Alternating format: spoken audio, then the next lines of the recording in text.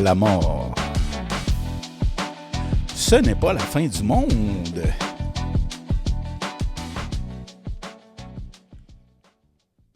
Sophie. Jean! Comment tu vas? Ça va super bien, toi aussi? Good. Oui, absolument, absolument. Aujourd'hui, Yes.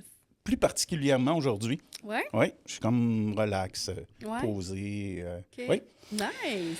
Belle énergie, ça. Oui, merci, merci. Alors, on reçoit ce matin Karine Messier. Karine, bonjour. Ben bonjour, merci Bonjour, de me Karine. recevoir, c'est très gentil. Merci d'être là, c'est le fun. Euh, raconte-moi, qu'est-ce que tu fais dans la vie? Qu'est-ce que je fais dans la vie? Donc, j'ai écouté le podcast, le premier podcast qui était sur sur le site, sur Facebook. Vous demandiez personnellement qui on était en premier. Ouais. Fait que je commencerai par ça, si ça vous va. Absolument. Donc, je suis une femme dans la quarantaine. Je suis maman de 3 grands garçons de 14 ans, 12 ans et de 9 ans. Nice. Fait que toi aussi, tu fais des livres. Là. Je fais des livres. OK. Je suis aussi taximum. J'ai beaucoup de liens avec Sophie. En fait, on a plusieurs parcours de vie qui se ressemblent. Finalement, tu as 3 filles, j'ai 3 garçons. Ils ont à peu près les mêmes âges. On a fait notre DEC en soins infirmiers aussi. Chacun, on n'a pas été ensemble Non. dans notre cours, là, mais on a fait notre DEC en soins infirmiers. Puis, moi, j'ai travaillé à l'hôpital de Granby pendant 15 ans avant d'aller à la maison Diapason. Ça va faire 7 ans, là, au mois de juin, que je suis à la maison Diapason, mais je suis partie du réseau public, un peu comme Sophie, la même chose. Là, OK. ça ne correspondait pas à mes valeurs. On veut prendre soin de l'humain, on veut prendre soin des gens et tout ça. Puis des fois, le rythme chaotique et tout ça d'un centre hospitalier, puis ça n'allait pas avec ma vision à moi des soins. Après Ouais. 15 ans, là, j'étais rendue à faire autre chose. Puis, tu sais, c'est tout dans les dernières années, probablement que, là, tu sais, mettons la COVID, puis tout le kit, là, tu sais, c'est là que tu prends conscience que finalement, t'es bien ou... On a vraiment fait... je suis contente. Mon conjoint aussi, tu sais, il m'a supporté là-dedans de faire le changement. Là. C'est quand même épeurant de changer de branche. J'étais quand même en soins palliatifs, en médecine générale aussi. Par contre, là, vraiment de changer de milieu, d'aller dans un OBNL, parce que la maison Diapason, c'est un organisme sans but lucratif, finalement, mais qui est une maison de soins palliatifs et de fin de vie. Donc, de faire le move, de partir du réseau pour aller dans un OBNL, j'ai été supportée par mes proches, par mon conjoint, mais c'est la meilleure décision, Wow. Ouais. totalement. Puis, Karine, toi, tu es directrice des soins à la Maison du Diapason. Est-ce que, quand tu es rentrée il y a 7 ans, tu étais infirmière? Tu Oui. étais vraiment auprès des patients? Ah non, j'étais... il y a une partie du temps, je suis rentrée comme directrice des soins infirmiers. C'était vraiment le poste que j'ai obtenu en arrivant. Quand je suis arrivée, il y avait des remplacements, par contre, sur l'unité. Là, il n'y avait pas nécessairement assez d'infirmières où il y avait des besoins sporadiques. Là, donc, je pouvais être aux patients aussi. C'est quelque chose que j'ai toujours adoré, d'être auprès des patients, des proches, de pouvoir être dans le moment. C'est le moment qui est extrêmement vulnérable. Hein. La fin de vie, c'est un des moments les plus vulnérables de notre vie, en fait. Là. Fait que de pouvoir entrer dans cette intimité-là, c'est extrêmement puissant, puis c'est valorisant aussi, c'est gratifiant. De pouvoir s'assurer que le patient, ses proches, aient le meilleur accompagnement puis la meilleure fin de vie possible, parce que je ne peux pas l'empêcher de mourir. Il va mourir quand même. Ouais. Ouais. Par contre, on peut s'organiser pour que ce soit comme il faut, puis que ce soit dans le confort, puis même à la limite, ça va être bizarre ce que je veux dire, là, mais dans le plaisir et dans l'humour, Absolument. Ah oui. dans certains cas. Ouais. Donc, c'est la vie... comme je disais à Sophie tout à l'heure, là, la mort, c'est une fraction de seconde. Hein? C'est là que je m'en Absolument. allais. C'est là que je te dire. Tantôt, on jasait, puis tu m'as fait réaliser, tu sais, que, dans le fond, tu sais, quand on rentre à la maison du Diapason, c'est sûr que, tu sais, on a un diagnostic de, tu sais, C'est une maladie à pronostic Oui, très réservé, de moins de 2 mois. c'est ça. OK, ouais. Mais, tu sais, que vous concentrez quand même sur la vie Oui. et non la mort. Oui. Puis c'est souvent, je ne sais pas qu'est-ce que vous aviez peut-être comme préjugé, mais quand on dit je travaille en maison de soins palliatifs. Ouais. Souvent, les gens, ce qu'ils nous disent, nos proches, les amis, les connaissances qu'on rencontre un peu partout, vont nous dire « tu travailles en maison de soins palliatifs, ça doit être triste, ça doit être comme lourd, ça doit être épouvantable. » Pas en tout. Non. C'est la vie. Oui. On a la vie oui, la vie vulnérable, mais c'est la vie. Puis la mort, c'est une fraction de seconde. Avant ça, c'était la vie. Ouais. Après ça, c'est la vie qui continue. Ouais. La vie est tout le temps là. Fait que c'est vraiment un moment qui est beau. C'est un moment qui est naturel. Ouais. Je ne sais pas si vous le savez, là, mais on va tous mourir à la fin. On a 2 certitudes. Jean ne savait pas. On vient d'y annoncer. Pauvre petit. Écoute. Ça se termine un jour, pauvre Jean. Ça peut pas. Ça peut pas.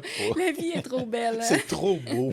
Puis, tu sais, dans le contrat, là, quand on a signé ça, quand on est né, là, il n'y avait pas un nombre de jours, un nombre d'heures, un nombre d'années défini. Ouais. Tu sais, on nous a prêté la vie, là, peu importe nos croyances, peu importe. Là, la vie nous est donnée. Il faut en faire ce qu'on veut en faire et tout ça, puis en profiter pendant le temps qu'on est en santé, ou même quand on est malade, de profiter de ce qu'on on peut, attend là. Tellement souvent, là, tu sais, à un moment donné, je vais le faire. À un moment donné, je vais le faire. Je vais attendre que ça soit arrivé. Je vais attendre que, tu sais, non, fais-le. Fais-le, parce que demain, tu sais pas si tu vas pouvoir le faire, tu sais. Absolument. C'est exactement ça. Puis des discussions, des choses qu'on veut dire à nos proches, aux gens qu'on aime, tu sais, c'est ça, de ne pas attendre. On ne sait jamais ce qui va arriver. Puis habituellement, les gens qui arrivent au diapason, ben ils le savent qu'ils vont mourir. Tu sais, il y a comme eu un temps où est-ce qu'ils ont réalisé... Fait que là, on a quand même la chance de pouvoir travailler avec des gens qui vont habituellement nommer... C'est un temps où est-ce qu'il n'y a pas de bullshit. Oui. Tu sais, il y en a pas, là. C'est du vrai. La transparence. La transparence. Les patients, là, sont tellement sages dans leur enseignement qu'ils nous font, là. Ils transmettent des valeurs. C'est tellement beau. On est tellement choyés de pouvoir côtoyer ces personnes-là. Ces personnes-là nous font grandir en tant que professionnels, en tant que bénévoles aussi. On a des bénévoles à la Maison Diapason. On va tellement chercher ce qui est humain dans les gens. Ah oui. On est tellement chanceux. Oui. Moi, là, parce que j'ai eu à accompagner certaines personnes dans la mort, puis pour moi, c'était aussi beau, si je pourrais dire, qu'une naissance. Tu sais, c'était tellement... je comprends, tu sais, quand tu dis qu'il nous apporte quelque chose, il nous... puis encore plus dans les soins pâles, tu sais, les derniers moments, là, tu sais... quand ils viennent avec une espèce de résilience, là, puis que tu fais comme... Mais où tu vas chercher ça? Tu sais, tu vas la chercher où, cette résilience-là, tu sais? Non, c'est vraiment spécial. Puis, tu sais, tu parles de... En fait, en fin de vie ou en soins palliatifs et fin de vie, en fait, on parle souvent de la naissance. On fait des rapprochements entre les deux. Le phénomène de la naissance, qui est un phénomène naturel aussi. On sait, ça se prépare, on le voit venir. Puis la mort, c'est la même chose, c'est naturel. Ça a été fait, c'est fait partout, c'est mondialement. C'est un phénomène mondial. Là. Oui. C'est juste qu'on en parle moins. Hein? On en parle beaucoup moins. Moins de préparation. Oui, beaucoup moins de préparation. C'est tabou maintenant de parler de la mort. Est-ce que c'est avec... la surmédication... Je m'en vais trop loin dans mes mots. Mais j'ai pas pris mon café matin. Surmédication. Surmédicalisation. Oui, yes! On l'a eu. Est-ce que c'est ça? Est-ce que c'est ça, c'est la vie à tout prix? Mais à quel prix, finalement? Parce que c'est pas dans une qualité de vie nécessairement admissible pour le patient non plus. Fait que... Mais c'est le rapprochement entre... C'est ça, la vie, la naissance, la mort. C'est un phénomène qui est naturel, qui est un tabou, comme tu dis, Jean. Puis on veut tous mourir à 100 ans, là. Mais en santé. En santé. Oui, c'est ça. Puis on veut, pour la plupart, mourir dans son sommeil sans s'en rendre compte. Oui. On veut, tu sais, c'est ça qu'on entend, Oui. tu sais. Oui. Il y a pas beaucoup de monde qui vont se dire, écoute, moi, je veux mourir d'une longue maladie, Oui. à bout. Tu sais, c'est vraiment... Pogné dans un CSSLD. Un accident de la route, Ouais. frappé C'est par ça. un gros 45 pieds. Ouais. Tu sais, il y a des drôles d'idées Ouais. comme ça, là. Ouais. Ça me vient moins souvent. Comme souhait, là, mettons. Là. Mettons que le souhait de partir en dormant, mais tu sais, le phénomène de la mort, c'est naturel. Ouais. Le corps sait comment mourir. Tu sais, quand tu demandes, Sophie, tu sais, comment les gens viennent avec une résilience, viennent avec... C'est de mes croyances ou de mes observations, c'est un peu ça. C'est que le corps, à un moment donné, tu sais, il sait comment partir, lui. Il sait comment s'éteindre. C'est nous qui tu sais, ou la famille, la médecine autour qui trouve ça un peu comme anormal, mais c'est ça. La mort, c'est un phénomène universel. Oui. Puis c'est vrai que la population, tu sais, les gens, en général, vont essayer, tu sais, c'est instinctivement, on veut retarder la mort. On veut la retarder, tu sais, fait qu'on va... La médication, comme tu dis, tu sais, il y a tout cet univers-là qui fait en sorte que probablement que c'est tout pour ça que c'est tabou de parler de la mort. Tu sais, c'est un point final qu'on veut pas atteindre. Oui. Mais que le corps, peut-être... Tu sais, c'est ça, c'est bizarre, hein? Parce que oui, peut-être qu'à un moment donné, vu que ton corps est fatigué, il envoie comme quelque chose à ton cerveau, mais c'est correct. C'est correct, ça va bien aller. Tu sais, Mais je ne sais pas si toi, tu vois ça, tu sais, ici, autant que nous, on voit ça, les gens, comme on disait, sont moins préparés, s'attendent pas. Tu sais, grand-maman est rendue à 102 ans. Ouais. On s'attendait pas. Elle nous a quittés subitement.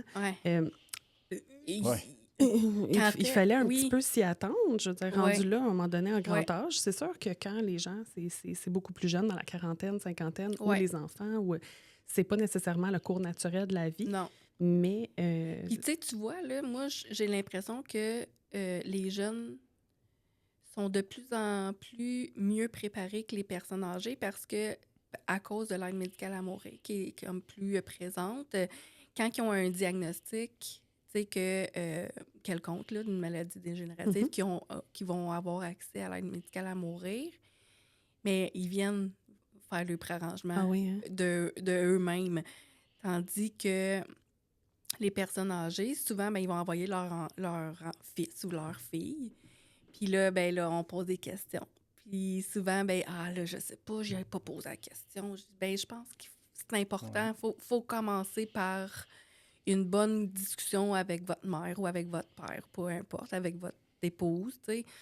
Puis par la suite, tu sais, c'est important que ça soit des dernières volontés de soi, mixées avec un peu les dernières volontés de tes proches, tu sais, parce que le rituel funéraire, c'est de notre côté, c'est sûr ceux que... qui restent, là. Oui, exact. C'est pour ceux qui restent, tandis que les soins palliatifs, oui, c'est pour ceux qui restent, mais c'est vraiment personnel, tu sais. Moi, je vais choisir... Tu sais, si j'ai le choix de choisir ma mort, ben tant mieux, là. Tu sais, je veux dire... Oui, puis je pense que c'est le mieux qu'on est préparé. Tu sais, la mort, c'est un... Présentement, là, dans notre société, c'est tabou, comme on disait tantôt. Ouais. C'est un peu comme si on parle de la mort, c'est qu'on l'appelle. On l'attire. On l'attire. Donc, on n'est pas à Ouais. l'aise parce que si j'en parle pas, on se cache le Ouais. visage. Si j'en parle pas, si je la regarde pas, ça arrivera pas. Mais elle va arriver quand même. Ouais. Mais le mieux qu'on est préparé, ce que nous, on voit de notre côté, puis peut-être que tu peux valider, ben même toi aussi, Jean, là, mais le mieux que les gens ont pris part, le patient a pris part à sa préparation pour ses soins, même les soins avant, là, dans le fond, à savoir jusqu'où il voulait aller dans les traitements et tout ça, qui a pris part à ça, qui est un acteur principal dans ses choix de traitement ou non, puis dans ses décisions après pour la fin de vie. Où est-ce que j'aimerais pouvoir partir? Est-ce que c'est à l'hôpital? Moi, c'est vraiment à l'hôpital que je me vois partir. Est-ce que c'est en maison de soins PAL? Est-ce que c'est à domicile? Parce que ça se fait à domicile. Quand est-ce qu'ils font ces choix-là? Au diagnostic? Non, malheureusement, c'est ça. En fait, les soins palliatifs, là, je vais peut-être casser les ballons à bien du monde, mais les soins palliatifs, ça n'achève pas personne. Ouais. Fait que, mais c'est encore dans le langage populaire, puis même de plusieurs médecins, de spécialistes, d'infirmières, c'est encore dans le langage populaire de dire, écoute, t'en viens mourir. Là, on est rendu en soins palliatifs. Mais on n'est pas Ouais. rendu en soins palliatifs. Les soins palliatifs devraient se faire de façon intégrée, donc une approche palliative intégrée, dès l'annonce d'un diagnostic à pronostic réservé, que ce soit un cancer, que ce soit une maladie pulmonaire, comme la fibrose pulmonaire, par exemple, ou un MPOC, les maladies pulmonaires obstructives chroniques, que ce soit une insuffisance rénale, une insuffisance cardiaque. C'est toutes des maladies qui ont un pronostic qui peut être réservé. Est-ce que c'est nécessairement de quelques semaines, quelques mois? Ça peut être des années, là. Puis le pronostic réservé que tu dis, là, c'est-tu le nouveau mot pour dire soins palliatifs, mettons? Bien, en fait, tu sais, soins palliatifs, si tu défais un peu le mot, palliatif, ça pallie, dans le fond, à ce que la maladie te fait. Ouais. Tu sais, les symptômes que tu as, que ta maladie te fait subir, peu importe laquelle que tu as, que tu viens de te faire diagnostiquer, ça se peut que tu aies des symptômes présentement, comme ça se peut qu'ils vont se développer plus tard ou qu'ils vont s'aggraver plus tard. Le soin palliatif, c'est de la gestion de symptômes. Ouais. C'est tout. OK. Ouais. C'est pas une défaite. Non. C'est pas un... Écoute, j'ai plus rien à t'offrir, on s'en va en soins pal. Ouais. C'est pas ça. Mais pour les gens, c'est palliatif égale mort. Ben, tout à C'est fait. fini, là. Ben, Tu t'en vas là, elle est finie. Tout à fait. Tout à fait, mais c'est de la gestion de symptômes. C'est vraiment ça. Puis il y a une approche autour de ça, puis de préparation, puis de peu importe qu'est-ce que ça va être, l'outcome. Est-ce que ça va être est-ce que ça va être vous allez aller en traitement et tout ça, vous allez avoir une rémission, vous allez avoir une guérison. Ça se peut. Ça se peut. Mais vous allez avoir passé avec l'équipe de soins palliatifs puis la gestion de symptômes pour le temps que vous étiez en traitement puis que vous aviez des symptômes. Vous pouviez avoir, tu sais, on va dire des gros mots, moi puis Sophie, mais on va les expliquer. Okay, mais... Je vais pas me sentir trop à part. Ça fait longtemps, là, ça se peut que... OK, ben, on va voir si c'est encore bonne. Donc, on peut avoir des patients qui vont avoir de la dyspnée. Des patients qui vont avoir de l'essoufflement. Des fois, c'est même à pas grand effort, là. Juste à parler, ça peut être assez pour déclencher vraiment une difficulté à respirer. Bien, ça se peut que pendant un certain temps, on ajuste la médication, puis que finalement, bien, avec les traitements, on suit les traitements et tout ça, puis finalement, bien, on est en rémission, ou ça va mieux, ou on a une période où est-ce que ça va mieux, puis qu'on n'a plus besoin, ou on peut diminuer les médicaments, ou peu importe. C'est jamais, tu sais, les soins palliatifs, ça retarde pas, mais ça n'accélère pas le décès.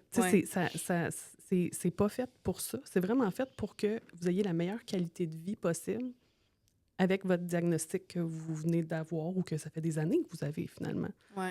Il y a des gens qui peuvent faire, surtout les maladies chroniques, comme j'ai parlé, l'insuffisance cardiaque, l'insuffisance en fait respiratoire, MPOC. On peut être des années avec ces diagnostics-là. Oui, avec l'oxygène au pire, même. De l'oxygène. On peut avoir même des petites doses de morphine qui vont pouvoir aider avec autant la dyspnée, l'essoufflement, que la douleur, que l'inconfort. C'est ça, c'est vraiment le mot palliatif qui fait peur à bien des gens. Mais si on fait juste s'arrêter puis se dire palliatif, ça pallie pour que je puisse garder ma qualité de vie. Qui ne veut pas ça? Tu sais, de base, qui fait comme non, moi, ben, y en a qui vont dire, je préfère avoir un fond de douleur, j'ai l'impression que je suis en vie. Je sais que quand je me réveille le matin, je suis encore en vie. Il y a des gens qui veulent garder un fond de douleur, puis c'est correct. Regarde, c'est dans leur valeur. Puis les soins palliatifs, c'est ça, c'est l'approche de pouvoir valider avec le patient comment il voit ça, comment il perçoit, lui, ses propres symptômes, sa propre maladie, puis de l'accompagner au travers de ça. C'est ça c'est l'accompagnement, je pense, qui est comme le mot-clé dans l'approche palliative intégrée. Là, c'est vraiment ça. Puis, selon les symptômes, selon qu'est-ce qui se présente. Puis à ce moment-là, comme tu demandais, Sophie, à savoir, c'est quand qu'on décide, tu sais, où est-ce que je veux mourir, quand ça sera le temps et tout ça. Bien, techniquement, quand on a eu l'annonce du diagnostic, on intègre les soins palliatifs intégrés à ce moment-là pour pouvoir pallier, peu importe la trajectoire que ça va prendre, qu'on s'en aille vers une guérison ou non. Mais si on va vers le départ, on voit que la maladie prend le dessus, un peu plus et tout ça, bien là, on commence à parler, si jamais ça ne prend pas le bon bord ou si jamais vous décidez que vous voulez les arrêter, vos traitements. Parce que les traitements, ils occasionnent des symptômes aussi, Ouais. des effets secondaires. Puis c'est pas tout le monde qui est prêt à les suivre. Non. Parce que, tu sais, mettons là, un diagnostic de fibrose pulmonaire. Bon. Dès qu'on le sait que, bon, on guérit pas d'une fibrose, mettons. Fait qu'à partir... Ça s'appelle le diagnostic à maladie à pronostic réservé. OK.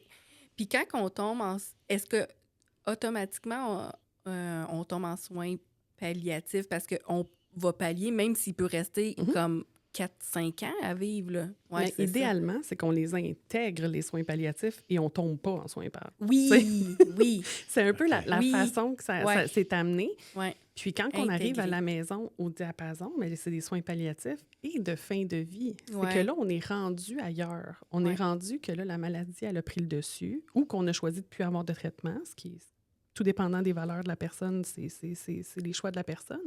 Ouais. Mais qu'on va s'assurer que les symptômes vont être gérés et l'accompagnement qu'il y a autour, bien sûr, au mieux de ce que le patient désire. Comme je vous dis, s'il y a un patient qui dit « ben moi, je vais avoir zéro douleur. Zéro douleur, je veux qu'on vise là, le moins de douleur possible. » Bien, ça se peut que les médicaments qu'on vous donne occasionnent un petit peu plus de somnolence. Par contre, est-ce que vous êtes prêt à faire le choix de ça? Ah, ben non. Moi, je préfère, tu sais, des fois, quand je prends du Dilaudid, de la morphine, du fentanyl, peu importe, là, tous les opioïdes, des fois, j'ai l'impression que je suis pas toute là. Des fois, je préfère garder ma tête. Fait que d'avoir un fond de douleur à 3/10, pour moi, c'est acceptable. Ben c'est ça qu'on va viser. C'est ça. Fait que c'est vraiment de s'adapter à ce que le patient veut. Mais il faut qu'on aille le chercher, ça, cette information-là. Puis c'est là qu'il faut prendre le temps. Puis le mieux qu'on va être capable de connaître notre patient, de s'adapter à ce patient-là, à voir c'est quoi qui est important pour lui, c'est quoi les valeurs qui sont importantes pour lui, c'est quoi ses buts de soins pour lui. Ça, vous le faites quand que quelqu'un rentre là, à la maison du diapason, c'est un peu comme un plan de naissance. Là. Est-ce que vous approchez la personne en disant c'est quoi votre plan de décès? Oui, bien. Ou votre plan de fin de vie? Oui, bien en fait, c'est quelque chose...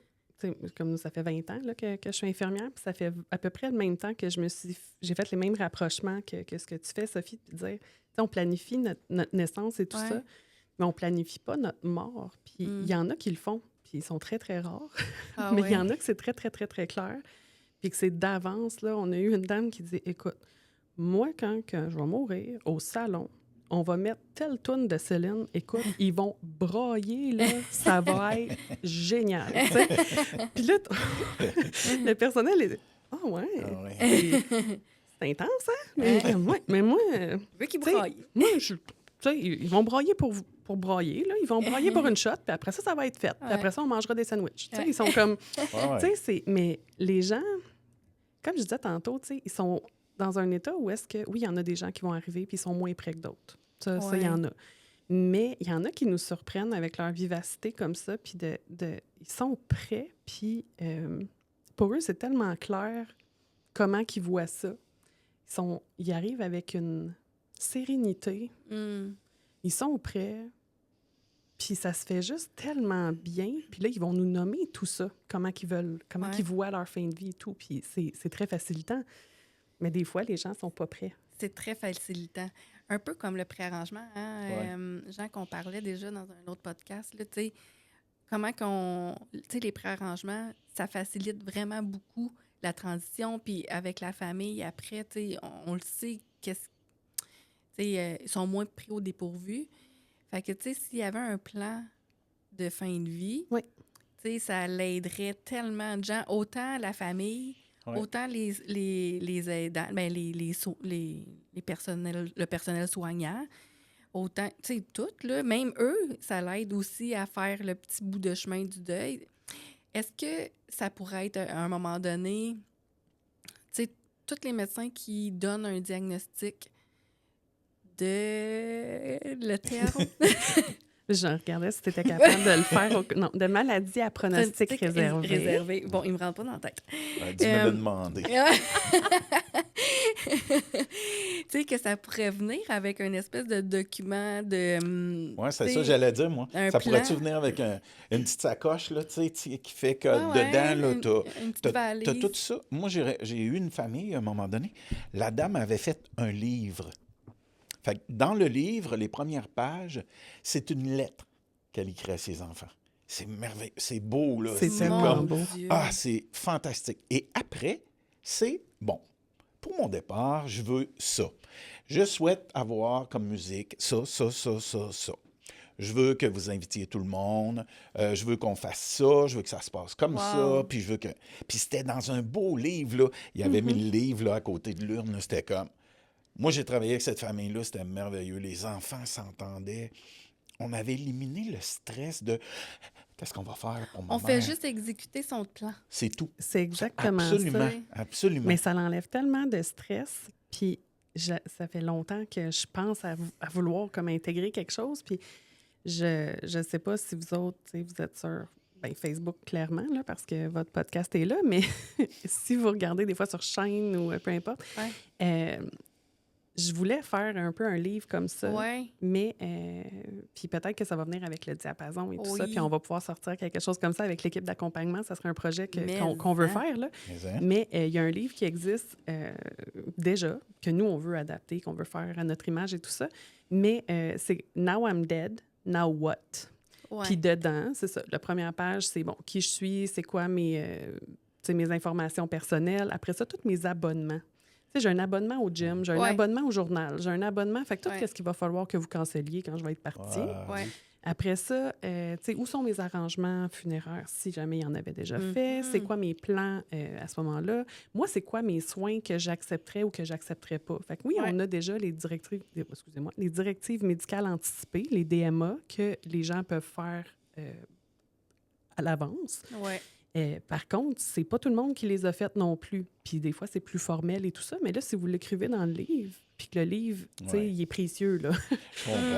Ça peut être intéressant.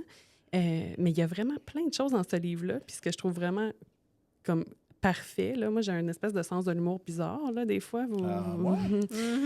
C'est un peu bizarre. Je pense que Jean et moi, on se voit. Je pense que ça va dans le même sens. Le livre, il y a un petit pied, comme un livre de naissance, là. Il y a un petit pied dessus. Il y a un toe tag, l'étiquette de morgue, là, qu'on voit dans les films. Là. Il y a une petite étiquette sur... Fait que c'est ça, là. Écoute, moi, je trouve ça sublime, cette présentation-là. Mais c'est ça. Bien, prochainement, on aimerait œuvrer dans quelque chose comme ça, l'équipe d'accompagnement, puis les soins, qu'on puisse faire quelque chose comme ça pour préparer les gens, puis que ce soit un document, une œuvre là, qui peut être... aider. Puis ça va tellement pouvoir aider, puis amener des discussions. Parce que c'est bien le fun que vous ayez dans votre tête. Tu sais, Jean, je sais pas, tu dis peut-être, ben moi, écoute, moi, c'est ça que je veux. Mais t'en as pas parlé à personne. Ben, tu sais, comme moi, je suis le bébé d'une famille de 8 enfants. Ma soeur la plus vieille est décédée. Je veux pas que mes frères et mes soeurs soient pris à s'occuper de moi, qu'ils soient pris à régler toutes mes affaires. Fait que je suis là-dedans, moi. Ben, c'est ça. Puis il faut leur en parler. Oui. Puis des fois, c'est ça. C'est pas nécessairement une discussion qui est le fun à avoir. Puis de dire, écoute, là, on s'assoit, on se fait un souper. Puis là, on va parler de mes plans de fin de vie. C'est pas super... c'est pas nécessairement un sujet qui est super le fun. Tu te dis, hey, j'ai hâte d'y aller, tu sais. Mais ça l'amène tellement, puis ça l'amène des discussions qui sont importantes, puis de vraiment pouvoir comprendre les décisions de notre proche qui va partir, puis de pouvoir, après ça, les respecter. Parce que c'est ça, quand on a une grande famille, là, des fois, c'est ça. Il y en a une qui est plus proche de maman, l'autre un peu moins. Elle veut telle affaire, moi, je veux pas. Mais quand on a vraiment un plan concret puis qu'elle en a parlé à tout le monde... C'est ses volontés. Bien, c'est ses volontés. Puis on va faire ce que... Absolument. Elle n'est pas là pour pouvoir... elle ne sera plus là nécessairement pour pouvoir donner son avis là. Elle l'a déjà fait. Oui. Puis elle nous fait confiance pour gérer tout ça. Là. C'est exactement ça. Ah non, c'est... Moi, je trouve ça... Puis j'en parle de plus en plus, là. Tu sais, j'en parle de plus en plus aux familles que je rencontre. Préparation, parlez-en. C'est super important.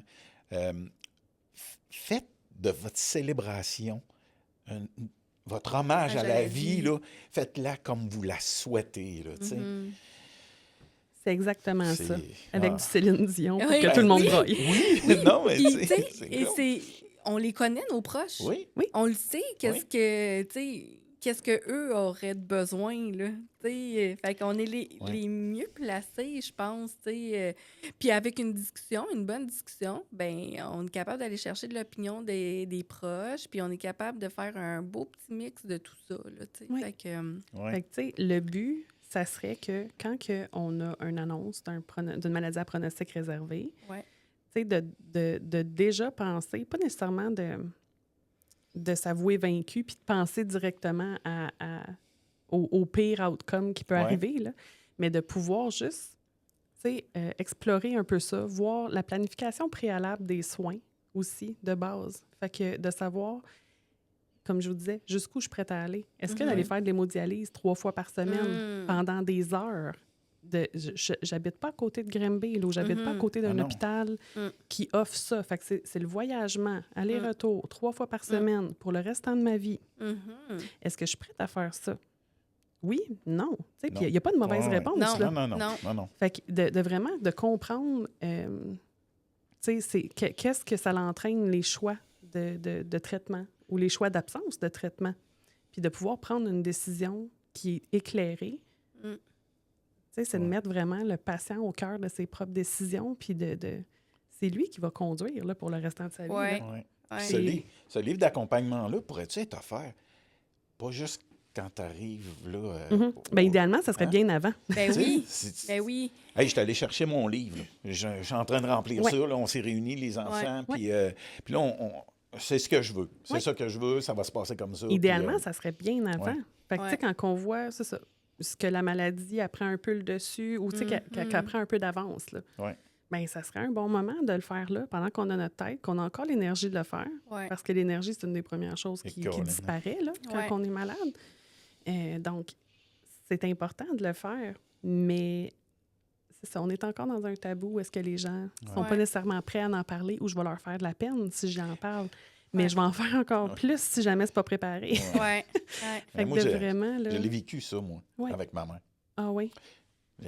Moi, je comptais tout à ma mère. Tu sais, j'étais le bébé de la famille. Fait que... Et quand elle a eu son diagnostic de réservé, prolongé... pronostic d'une maladie à pronostic réservé. C'est ça que je disais. Alors... Mais moi, j'allais la voir au centre. Je m'excuse, vous êtes pas bon. Non, c'est pas vrai. Puis, mais non. J'y comptais plus rien. Parce que elle ne sera pas là l'été prochain. Je ne dirai pas qu'est-ce que j'ai prévu de faire l'été prochain. Elle ne sera pas là. Jusqu'à temps que la psychologue m'accroche par un bras et elle fait « Jean, qu'est-ce que tu fais? Là? Ta mère est triste. » Comment ma mère est triste? Oui, tu ne dis plus rien. Fait que c'est là que j'ai réalisé. J'ai passé une soirée avec elle où on a enfin parlé de la mort. Exactement. Comment elle se sentait, comment est-ce qu'elle voulait ça, premièrement. Parce qu'elle, on n'avait pas de livre, là, mais elle m'a dit clairement qu'elle allait attendre tout le monde. Elle a dit, je veux que vous soyez tous là, puis je vais partir doucement. Puis, fait que ça a été... ça m'a marqué, mais je faisais pas encore de cérémonie funéraire. Ça a été beaucoup plus tard. Puis ça a été une partie importante pour moi. Puis de plus en plus, quand je chemine dans mes hommages à la vie, je fais « Colin, il faut que les gens prennent le temps d'organiser les choses, de prévoir, puis de le faire en famille. » C'est encore plus merveilleux. Tout à fait. Puis là, tu sais, on parlait d'un livre, tout ça, mais Karine, peux-tu nous parler un petit peu des... c'est quoi que le diapason? C'est quoi les offres que le diapason a sur les soins d'accompagnement? Qu'est-ce qui existe déjà là sur les soins? Est-ce que tu veux dire quand ils sont arrivés au diapason ou tu veux dire avant? Parce que avant, en amont, en fait, tout. Je veux tout savoir. Une chance que j'ai préparé un papier. Une chance, Non, mais tu sais, moi, je veux juste savoir, en fait, là, bon, le diapason, on le sait que vous êtes là pour accompagner. Vous accompagnez le avant, le pendant et le après. Fait que, mettons, là, dans ces 3 sphères-là, c'est quoi qui existe à la population? Qu'est-ce que la population peut venir chercher là, avec le diapason? Oui. En fait, le diapason, je vais partir vraiment comme plus loin, là, mais pour expliquer, dans le fond, au diapason, c'est 3 organismes en un. OK? Fait que, parce que des fois, on se mélange, puis les gens, ils comprennent pas trop à quoi qu'on sert ou tout ça. Donc, la Maison Diapason existe depuis 15 ans. C'est notre 15e année cette année. Nice. Fait qu'on vient de fêter le 1er avril, notre 15e année. Fait que ça fait 15 ans qu'on a une maison à Bromont, qui est entre nos 2 territoires que l'on couvre. Donc, la Pommeraye, qui est Cowansville et jusque sur le bord des États-Unis et tout ça. Et la Haute-Yamaska, qui est Granby et les environs. Fait que la maison, ça fait 15 ans. L'équipe d'accompagnement au diapason, eux, ça fait 40 ans qu'ils existent.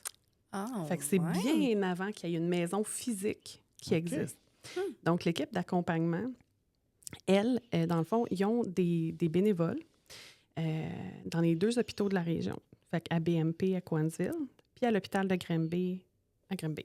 Donc, ils ont des bénévoles déjà là sur place depuis, c'est ça, 40 ans que l'équipe œuvre. Ils ont œuvré à domicile aussi pendant un bout de temps.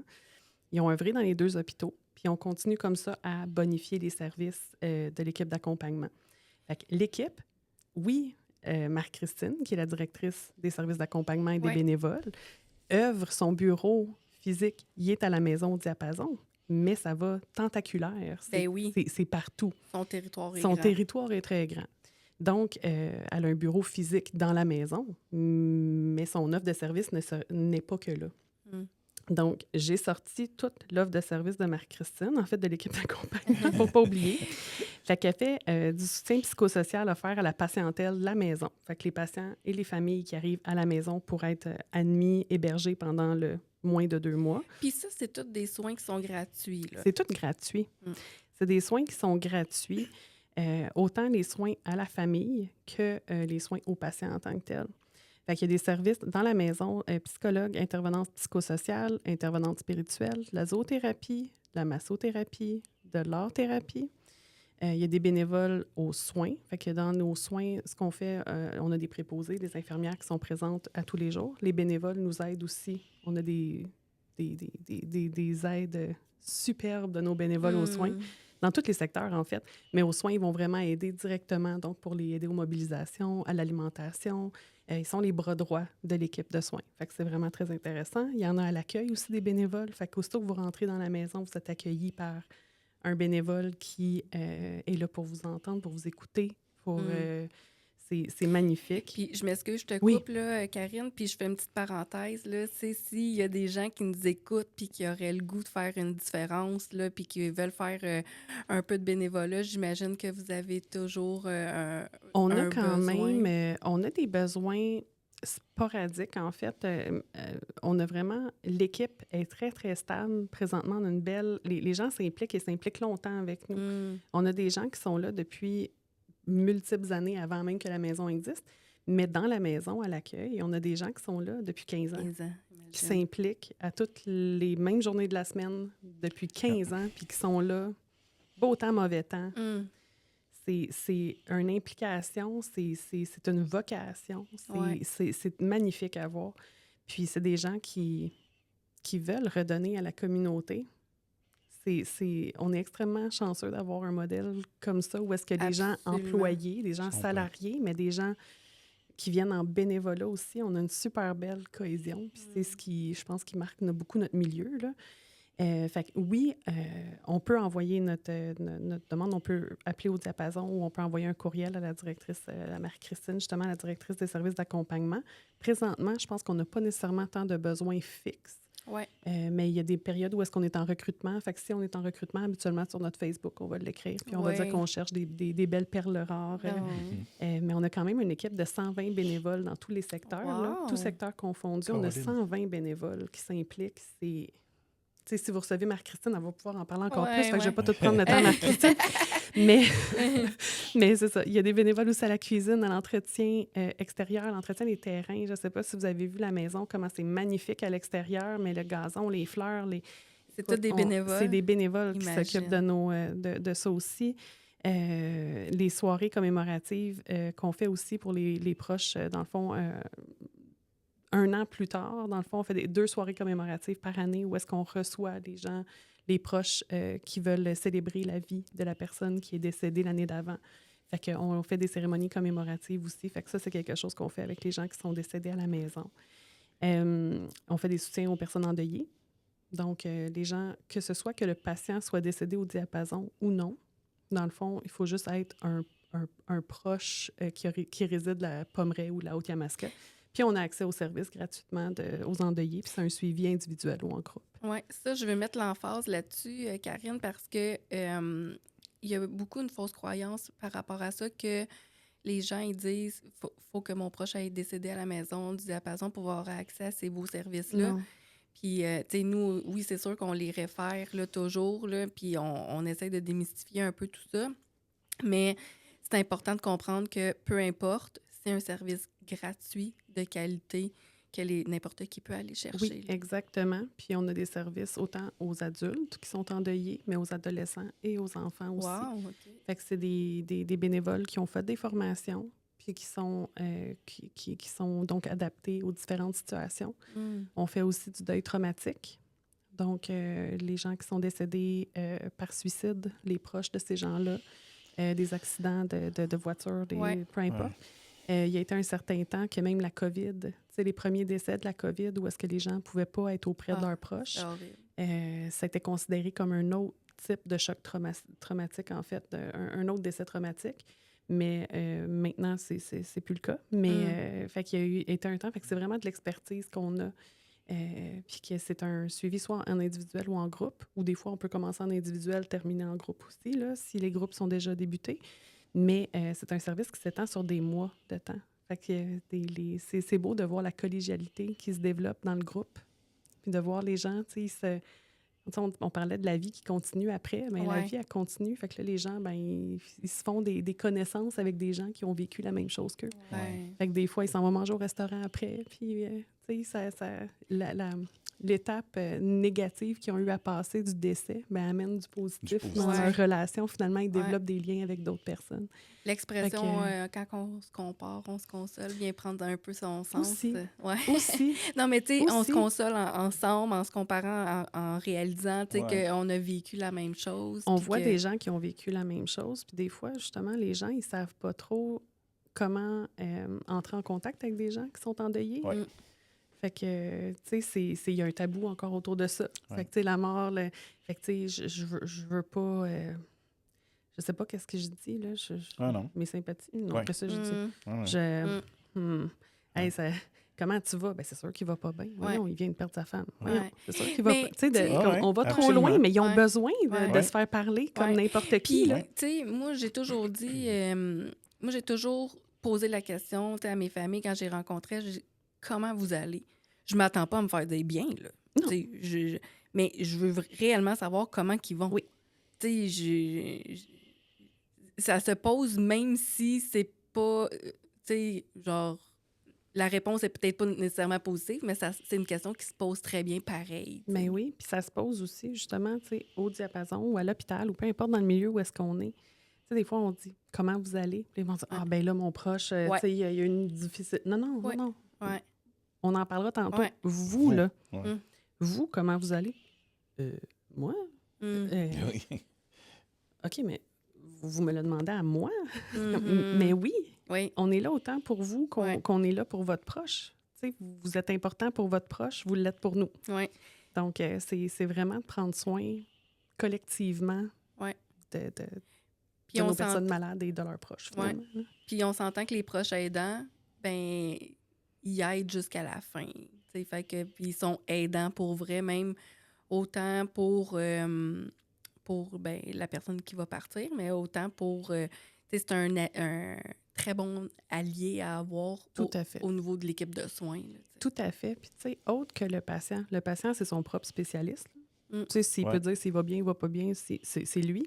Mais en l'absence de réponse ou s'il est plus capable de pouvoir le mentionner, l'expert, c'est le proche. C'est eux qui le connaissent le plus. Fait qu'il faut valoriser ce rôle-là. Absolument. Puis de vraiment... c'est ça, ils sont des observateurs, ils sont des yeux pour nous. Même si on est extrêmement présent, c'est quand même eux qui passent plus de temps auprès au chevet de leurs proches. Donc, c'est eux qui peuvent vraiment nous guider encore plus. Comment vous le trouvez aujourd'hui? Trouvez-vous que c'est bizarre, ça? Ou vraiment, est-ce que vous avez... Ou de les impliquer dans les soins, au niveau qu'ils veulent être impliqués. Des fois, ils veulent pas, puis c'est correct. Aussi, on respecte ça. Mais sinon, des fois, de leur dire, regardez, d'expliquer, d'enseigner, regardez, là, présentement, je vérifie telle chose. Puis si j'ai tel résultat, ça veut peut-être dire telle autre affaire. Fait que là, de pouvoir dire... Écoutez, votre proche, là, présentement, il est comme semi-comateux, il est endormi, il ne nous répond pas. Par contre, il nous entend probablement. C'est le dernier signe, le dernier sens qui part, c'est ce que les gens pensent. Fait que c'est de continuer de parler. Oui, bien sûr. Puis, fait qu'on on explique tout ça. Puis on dit, là présentement, là, je lève les couvertes à un moment donné. Puis là, je vais aller voir la circulation. Je veux voir si le sang, il continue à aller jusque dans les orteils. Fait qu'à un moment donné, le cœur, comme je disais, le corps, il sait comment mourir. Fait qu'il va éteindre sa circulation aux extrémités. Il envoie fait qu'on des va signes. Regarder, les doigts commencent à être un peu bleutés, les orteils sont plus froides, les genoux commencent à... Exactement! T'es bonne!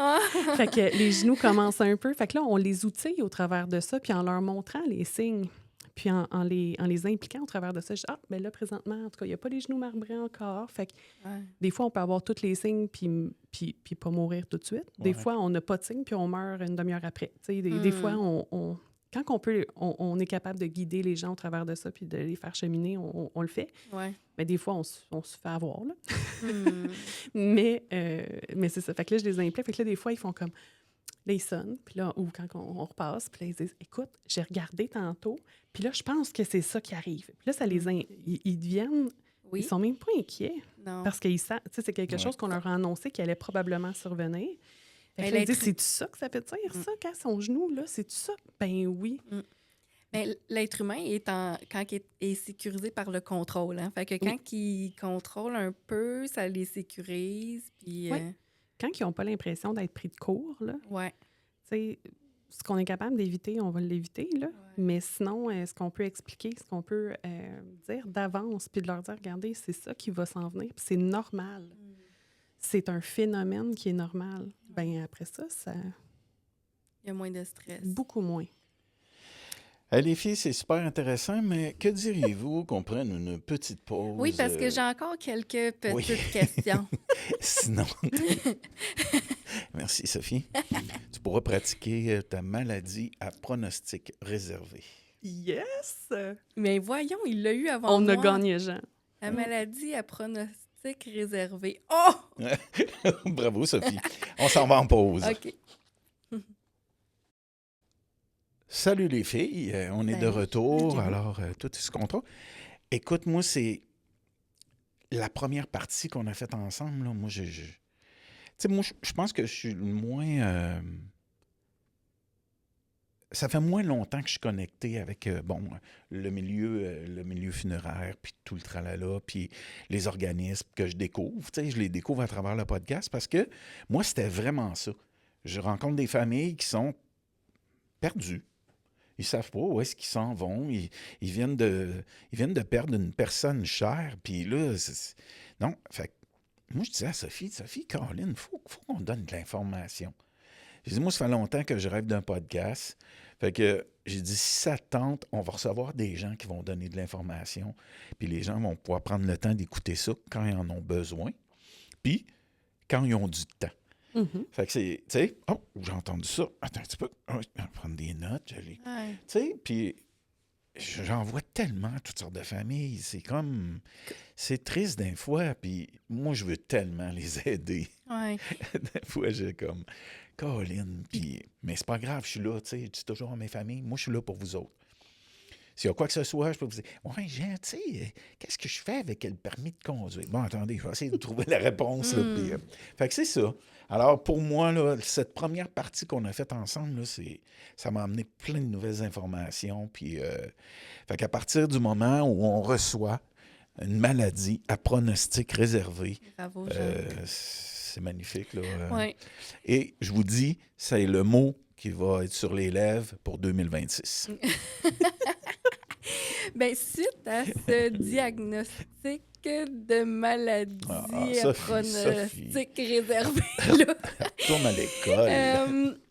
J'ai une question pour... Tu sais, en fait, là, j'aimerais qu'on démystifie un peu puis qu'on parle de la sédation palliative et de l'aide médicale à mourir. Parce que, en fait, c'est nouveau au diapason que vous offrez l'aide médicale à mourir. Ça fait depuis 2021, en fait, qu'on a donné accès à recevoir l'aide médicale à mourir en nos lieux. OK. Dans le fond, si on se souvient, dans le fond, en 2015, la loi 2 que le gouvernement a lancée parlait justement de l'accès aux soins palliatifs pour tous les gens qui en ont besoin, que ça devrait être diffusé, tout ça, dans tous les lieux qui sont disponibles en CHSLD, à l'hôpital, à domicile et tout ça, en maison de soins PAL. Puis ça l'encadrait en même temps l'usage de la sédation palliative continue et ça l'encadrait aussi l'aide médicale à mourir. Donc, c'est venu encadrer les pratiques. L'aide médicale à mourir n'existait pas en ce moment-là, mais la sédation palliative continue, ça faisait des années que ça existait, mais qui n'était pas nécessairement autant réglementé. OK. Donc, dans le fond, les soins de fin de vie, c'est ce que je pense qu'on s'en va, là. Je pense que c'est ce que tu veux savoir. Je pense que c'est là la question. Dans le fond, dans les soins de fin de vie, on peut avoir des soins palliatifs traditionnels, disons. Là. On va inventer des mots, là, mais soins palliatifs traditionnels, donc qui gèrent le confort. Ça peut continuer jusqu'au départ de la personne. Fait que c'est juste qu'on va titrer la médication selon les symptômes qu'il y a à gérer, tout ça, s'il y a des symptômes qu'il y a à avoir. Si, à un moment donné, on a des symptômes qui sont réfractaires, donc on n'arrive pas à soulager la douleur, ou, excusez-moi, ma montre, elle parle tout seul. Je suis désolée. Il n'y a pas de trouble. Je gesticule trop. Donc, si jamais il y a des symptômes qui sont réfractaires, donc la douleur, la dyspnée que je parlais tantôt, des fois l'essoufflement, des fois des vomissements qu'on n'arrive pas, des sécrétions, mais encore là, les sécrétions, souvent, on utilise la médication qui s'appelle la scopolamine pour pouvoir assécher les sécrétions, puis ça induit une somnolence en effet secondaire. Donc, souvent, on n'a pas nécessairement besoin d'aller en sédation palliative continue, parce que le but de la sédation palliative continue, dans le fond, c'est quand on a un pronostic qui est très sombre, très limité, donc habituellement moins de 2 semaines, puis qu'on a un symptôme réfractaire. Fait que ça prend ces 2 critères-là pour pouvoir initier une sédation palliative continue. C'est de provoquer l'inconscience du patient jusqu'à son décès de façon naturelle. Fait que souvent, quand on arrive avec un pronostic de moins de 2 semaines ou très réservé, là, on est rendu dans du très, très sombre et très réservé de quelques jours à peut-être 1 semaine ou 2, dans ce temps-là, les gens vont déjà avoir... Le corps sait comment mourir. Il va déjà être plus somnolent. Il va déjà probablement avoir arrêté de manger ou pas loin d'eux. Donc, c'est pas le fait que je l'endors qui va mourir, fait qu'il mange pas, fait qu'il va mourir. C'est vraiment la maladie qui est vraiment rendue à un stade où est-ce que même avec nos meilleurs soins, on n'arrive pas à régler un ou des symptômes réfractaires, donc qui sont pas réglables. Fait que le patient peut choisir, s'il est capable de choisir par lui-même, écoute, je suis rendu à un bout où est-ce que là, je suis pas soulagée à la quantité que je voudrais être soulagée. On m'endort jusqu'à mon décès. Sinon, c'est une décision qui peut se prendre par la famille, conjointement avec l'équipe soignante. Mais on doit avoir un symptôme réfractaire et on doit avoir une condition d'une pronostic de quelques heures à quelques journées. Puis là, à ce moment-là, une fois qu'on initie ça, la personne ne se réveille plus jusqu'à son départ. Fait que la médication ne va pas... la médication est vraiment visée pour endormir, provoquer le coma. Provoquer l'endormissement, mais ne va pas faire mourir la personne. Fait que la personne va mourir de sa belle mort, disons, mais de façon confortable. Fait qu'on arrête les symptômes qui sont réfractaires par l'inconscience et en ajustant le restant de la médication, et la personne quitte de façon naturelle. Fait que c'est un mythe un peu le fait qu'on on entend souvent dire ils l'ont endormi, ils ont parti un protocole de fin de vie, ou je sais pas là, comment on peut l'appeler, mais c'est un aide médicale à mourir déguisé. Là, on entend souvent ça, mais là, ça vient, tu l'as bien dit, là, en fait, là, ça fait pas mourir, ça fait juste soulager. Puis, ça soulage, ça provoque l'inconscience pour enlever la détresse, finalement, du patient avec un symptôme réfractaire. Quand tu parles d'un protocole, parce que ça aussi, c'est varlopé de toutes sortes de Oui. façons. Oui. Fait que c'est... En fait, le protocole de détresse, Oui. c'est un outil thérapeutique qui existe en soins palliatifs et de fin de vie, qui nous permet, quand on a une situation aiguë avec une détresse, fait que ça aussi, c'est quand même très bien encadré. Ça prend une détresse. Quand j'en parle avec... je fais de l'enseignement auprès, des fois, du CRIF, justement, notre centre de formation pour les infirmières auxiliaires ou les préposés. Des fois, je vais parler avec nos nouveaux membres du personnel qui rentrent et tout ça, les bénévoles. La panique, là, la détresse, c'est les yeux de chevreuil sur l'autoroute. Là. Ah oui. Fait que, tu sais, ça amène quelque chose de visuel. Là. Fait que là, il dit, Ouais. OK, là, je comprends ce que tu veux dire. La détresse, tu sais, t'es comme, tu veux débarquer du lit. Là. Ouais. T'as les deux bras, t'es tendu, t'es en panique. Là. Ouais. Fait que ça prend obligatoirement la panique et un des 3 symptômes qui suit, donc une douleur d'apparition subite et épouvantable, intolérable. Fait que ça plus ça. Ou la panique et une détresse respiratoire. Donc, on est en train de chercher notre air, puis là, on n'est pas bien.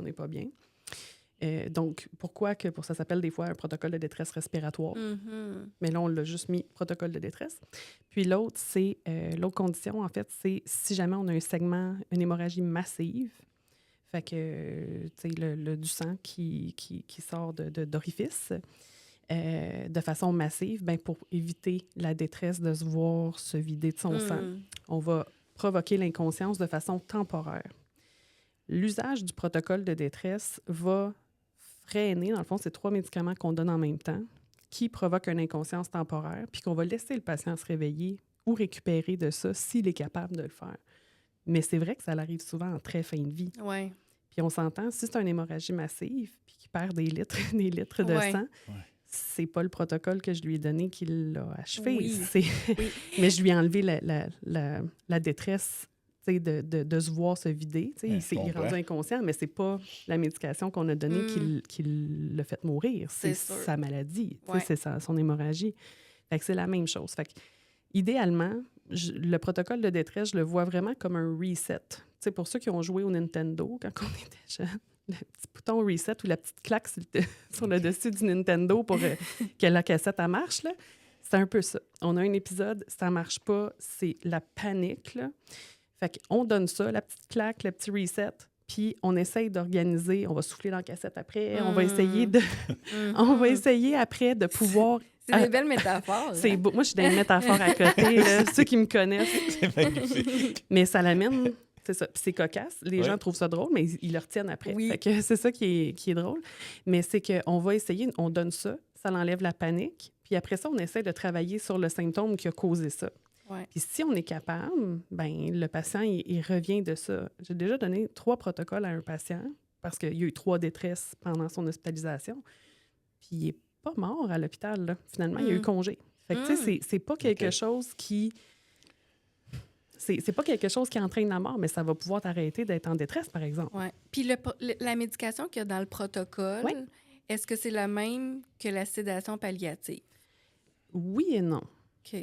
En fait, c'est qu'on a un arsenal en soins palliatifs et fin de vie. Là. On a un arsenal de plein de médicaments qu'on peut utiliser.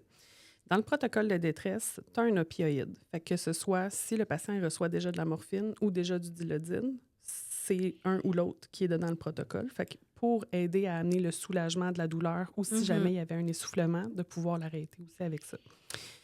Dedans aussi, il y a celui qui provoque l'inconscience, le Versed, le midazolam, finalement. Fait que lui, il provoque l'inconscience. Des fois, on le reçoit quand on va se faire opérer aussi. On reçoit du Versed. On peut en recevoir quand on va à l'urgence puis on va faire réduire une fracture. Il donne du Versed aussi. Fait que, ça veut pas rend dire... raisin un peu. Ça rend... Ouais. Ça rend raisin. C'est beau, ça! Ça rend raisin. Puis, ce qui est super le fun, c'est que aussi avec la scopolamine, les deux, là, c'est que tu as un effet amnésique. Fait que quand tu reviens, si tu as à revenir de cette détresse-là, ben, tu t'en souviens pas. Ah, c'est hot. Fait que c'est le fun. Ouais. Fait que la scopolamine, elle va amener, c'est le 3e médicament dans le protocole, va assécher les sécrétions parce que souvent, quand on va endormir les gens s'endorment, bien, la gestion des sécrétions ne se fait pas bien.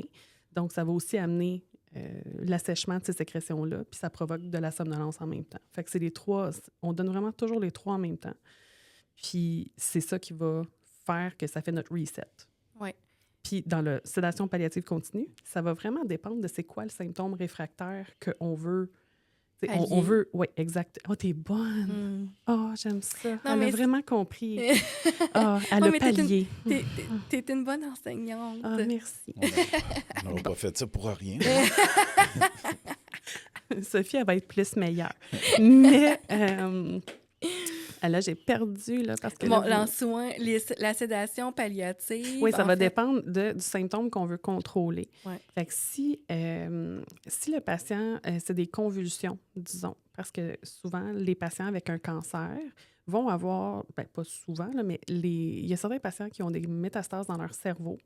Les métastases dans le cerveau, ça fait des petites gurnottes, là, des petites roches dans le cerveau. Ça l'appuie sur certains nerfs, certaines zones. Ouais. Fait que ça peut provoquer des convulsions. Des fois, avec la médication, on est capable, médication usuelle, de gérer ça.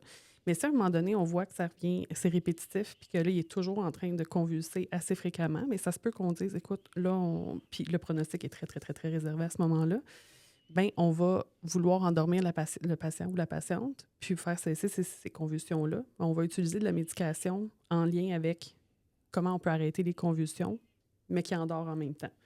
Si c'est pour... ça dépend vraiment c'est quoi le symptôme pour pouvoir... Si c'est de l'agitation, parce que souvent, nos patients en fin de vie vont arriver avec un délirium, ce qu'on appelle, qu'il y a de la perte avec la réalité, confusion, agitation. Des fois, c'est causé juste par l'âge, des fois juste le grand âge, puis de changer d'endroit. Le fait d'être en fin de vie, notre corps est déjà fatigué, fait que des fois, ça l'amène une difficulté supplémentaire. Tous les déséquilibres à l'intérieur, la maladie, tout ce qu'elle est en train de faire, c'est ça. Des fois, on va avoir des déliriums, fait que les gens sont très agités, peuvent être agressifs, Mais à ce moment-là, à un moment donné, peut-être que là, si il n'y a plus de bonnes périodes d'éveil, on va essayer de faire dodo, mais on va choisir d'autres médicaments pour pouvoir faire dodo, mais qui va aider à contrôler l'agitation en même temps. Fait que c'est vraiment un assortiment de médication selon les symptômes à gérer. Fait que c'est pas toujours du Versed, c'est pas toujours du phénobarbital, c'est pas toujours du... Mais ça va selon le symptôme à gérer.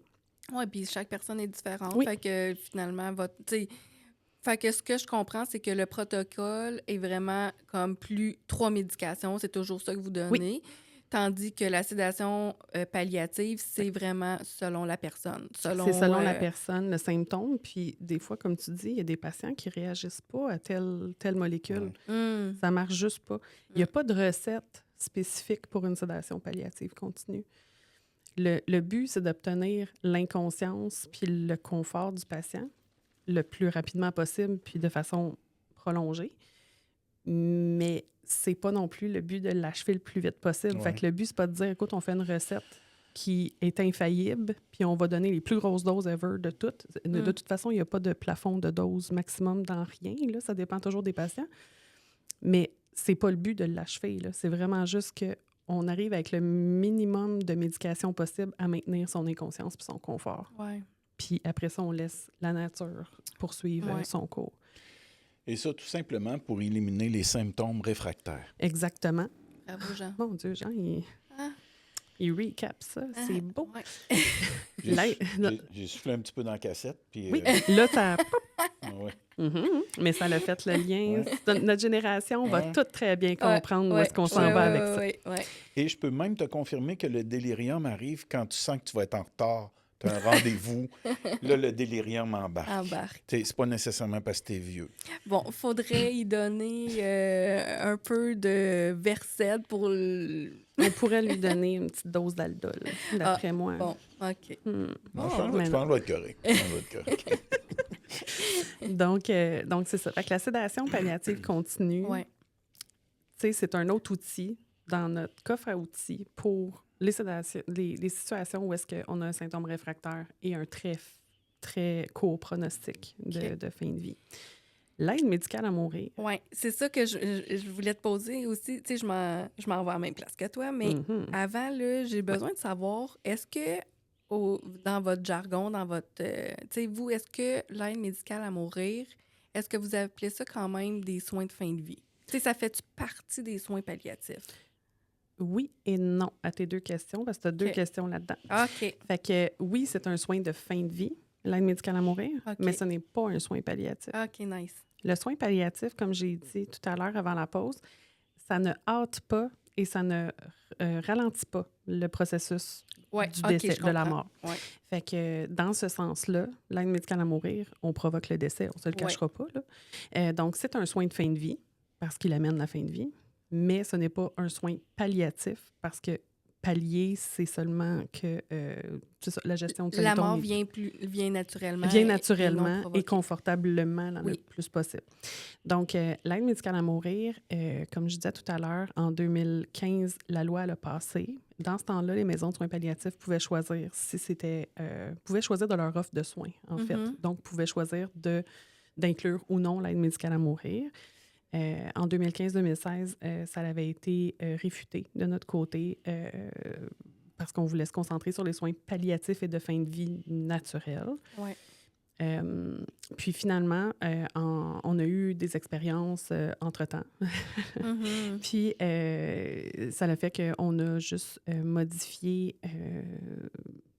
on a modifié notre politique, en fait. Ouais. On a fait des focus groups avec notre personnel, les bénévoles, les membres du CA. Ouais. Notre but, c'est de répondre à la demande de la population puis de leurs besoins, mais de demeurer dans notre mission aussi d'offrir des soins palliatifs et de fin de vie, donc aux gens avec un pronostic de moins de 2 mois de leur maladie. Ouais. Donc, depuis 2021-22, on a un patient qui était admis à la maison de Diapason pouvait choisir en fin de vie, si jamais il choisissait l'aide médicale à mourir, c'était un soin qu'on allait donner sur place. Mais il ne pouvait pas avoir entamé les démarches dans ce temps-là. Ah, donc, OK. Au début, c'était ça. OK. Puis, on l'a fait quand même un petit peu à la fois. Ouais. Petite bouchée à la fois. C'était nouveau, là. C'était nouveau. Puis c'est sûr que, tu sais, en maison de soins palliatifs, ben, on connaît très bien les soins palliatifs.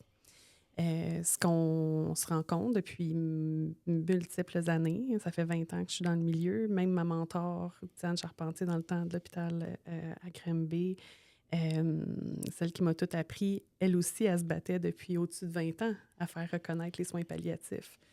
Quand la loi elle a passé puis qu'on a amené l'aide médicale à mourir pour certaines conditions, oui, il y a certaines conditions pour lesquelles on sentait que les soins palliatifs ne peuvent juste pas aller... On n'arrivera pas à soulager ces personnes-là.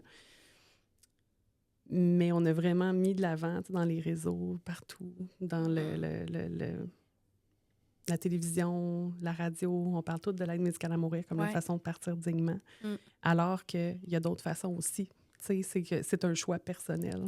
Mais il y a d'autres choix. Puis le soin palliatif est tellement méconnu qu'il y a des gens, certainement, qui prennent la décision d'aller vers l'aide médicale à mourir parce qu'ils ne connaissent pas les soins palliatifs. Mais on n'a pas mis les deux de l'avant. On a seulement mis que l'aide médicale à mourir.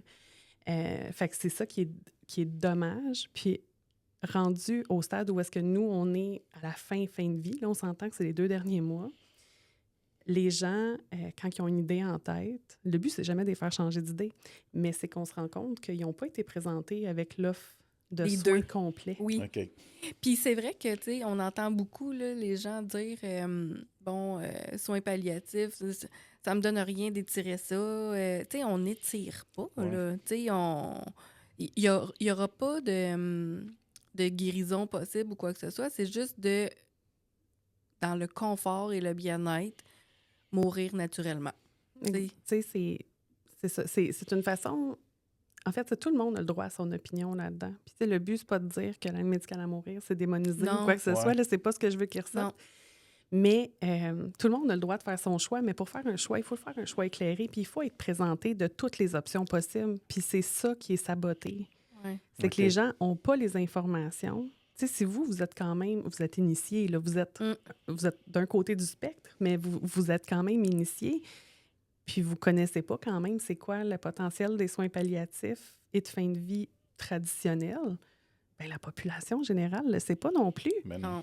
Fait que c'est juste que ce qu'on reçoit, c'est que les gens sont mindés à avoir l'aide médicale à mourir parce que c'est la seule façon de mourir dignement. Ça ne sert à rien d'étirer ça, mais il y a tellement des beaux moments qui peuvent se vivre, puis dans une très bonne qualité de vie. Mais les gens ne le savent pas. Puis c'est ça qui était comme un peu confrontant, en fait, au début de cette loi-là. Puis certainement pourquoi que ça n'avait pas passé au début de notre côté, c'est que les gens sont très mal informés puis que les soins palliatifs ne sont pas...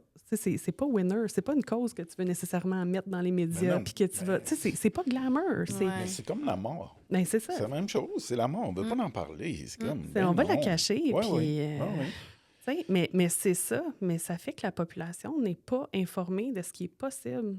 Puis on essaie de démystifier, puis c'est pour ça qu'on a aussi, j'ai accepté de venir, puis on est 100% derrière votre podcast. Là. C'est un souhait pour nous aussi de démystifier, puis de comprendre, puis de simplifier, mais d'aider à outiller, en fait, les gens à comprendre c'est quoi, puis à prendre leur propre décision après. Si c'est l'aide médicale à mourir, ça sera l'aide médicale à mourir. Ben oui, mais au moins, tu es en connaissance de cause sur tous les côtés. Puis, tu sais, j'ai eu une formation l'année dernière là, que j'ai trouvée vraiment très éclairante pour moi, puis j'essayais de... Même dans les membres du personnel, des fois, au diapason ou ailleurs dans le réseau, les gens, ils se disent... Les médecins et même infirmières, ils se disent, mais tu sais, le patient, il ne prend pas les bonnes décisions. Tu sais, il prend pas, tu sais, il a choisi d'avoir tel traitement, mais tu sais, il savait pourtant que ça ne servait à rien. Mais c'est pas parce que toi, tu sais, tes valeurs à toi, pour toi, c'était pas une bonne décision, que c'est nécessairement ça pour le patient. Tu sais, le patient a le droit de prendre ses propres choix et tout ça, mais il faut qu'il puisse faire un choix éclairé. Fait que si tu le présentes avec toutes les options, sans que ça teinte les valeurs du soignant. Là. Tu lui montres tous les chemins, là, puis après ça, le chemin qu'il va prendre, là, tu lui as montré tous les chemins. Oui. Tu lui as expliqué tous les chemins. Tu lui as tout expliqué. Celui qui va prendre, c'est son propre choix. Tu n'es pas responsable de ça. Non. Puis tu n'as pas moins bien fait ton travail ou mieux bien fait ton travail parce qu'il choisit ce que tu lui demandes ou qu'il choisit... Il choisit ce que toi, tu aurais pensé qui était la meilleure décision dans son cas. Lui, avec les informations qu'il a eues, toutes les informations, il a fait ce choix-là. Ouais. Ça correspond à ça, à ses choix de vie, à ses valeurs et tout ça. Bien, tu as fait ton travail. Puis tu dois être satisfait de ça, pas de vouloir le faire changer d'idée pour qu'il accepte que ça devrait être comme ce que toi, tu veux, tu sais. Fait que j'avais fait cette formation-là, puis le médecin qui parlait, il disait, tu sais, moi, je me considère comme un Sherpa. Tu sais, on s'en va monter l'Everest, là. Si tu montes jusqu'en haut, moi, je vais te dire le chemin le plus facile. Le chemin, tu sais, lui, il n'est peut-être pas adapté pour toi, là, tu sais, avec ton niveau d'exercice, là, tu sais, c'est peut-être pas adapté. Il y a telle place, ça va être vraiment comme tricky, là, à passer là. Puis l'autre, je te le recommande pas, mais tu sais, je t'explique les 3 chemins. Ouais. Si tu choisis l'autre chemin, là, si tu te rends en haut, c'est pas moi, là. Moi, je t'ai donné toutes les... J'ai même porté tes sacs à dos, là. Je t'ai aidé à porter tes sacs et tout ça. Si tu te rends en haut, c'est toi. C'est pas moi. C'est pas ma responsabilité. Puis quand je suis ressortie de cette formation-là, j'ai fait comme, OK, c'est de même qu'il faut l'illustrer pour les autres. Pour l'enseigner aux médecins, aux membres du personnel et tout ça. On est des Sherpas. On est vraiment là pour vous aider, à vous accompagner, tout ça, à vous montrer les différents chemins. Après ça, c'est votre choix. Absolument. On n'est pas responsable des choix des autres. Hein? Ah oui. Oui, fait que ça, c'est mieux que mon Nintendo, j'imagine. Non, on aime beaucoup le Nintendo. Sherpa, j'adore Sherpa, ça. Mais Nintendo, c'était pas pire aussi. Mais Sherpa, il y a peut-être comme moins... Nintendo, moi, où j'ai resté un peu, c'est la claque. Ah, t'as jamais donné une claque sur ton Nintendo? J'ai jamais joué au Nintendo. Ah, mais là, c'est plus notre génération, ça, Nintendo. Qu'est-ce que tu veux dire? Ben, moi, je suis jeune encore. C'est pas parce que j'ai vécu un délirium ce matin que... Puis, si on revient, mettons, à l'aide médicale à mourir, toi, t'as déjà... j'ai déjà participé aux soins. À un aide médicale à mourir. Mettons ta première. Comme, ça t'a-tu confronté? Ça t'a-tu... parce que probablement que dans tes valeurs d'infirmière, tous les soins palliatifs venaient te chercher beaucoup plus que l'aide médicale à mourir initialement. Qu'est-ce que ça t'a appris, ton premier aide médicale à mourir, mettons? C'est une bonne question, ça. Ce que ça m'a appris, en fait, ça a juste pas réconforté, mais renforcé le fait que c'est la décision du patient de savoir ce qui est tolérable pour lui ou non. Tu sais, des fois, on se dit... sais, moi, si j'ai plus l'usage de mes jambes, C'est c'est fini. Mm. Mais une fois que tu es rendu dedans, ben peut-être que là, finalement, ben, c'est moins bien que tu pensais. Je continuerai un petit bout. Tu sais, on peut peut-être continuer encore un petit bout, mais peut-être que non. Peut-être que pour Ouais. toi, c'est pas tolérable. Mm. Puis moi, je me dis, ben moi, pourtant, moi, je pourrais perdre mes 2 bras, mais tu sais, je suis quand même capable, j'ai ma tête, je suis capable tu sais, je peux encore vivre du bonheur. Pour moi, c'est encore, ça vaut la peine d'être vécu, mais pour d'autres, non.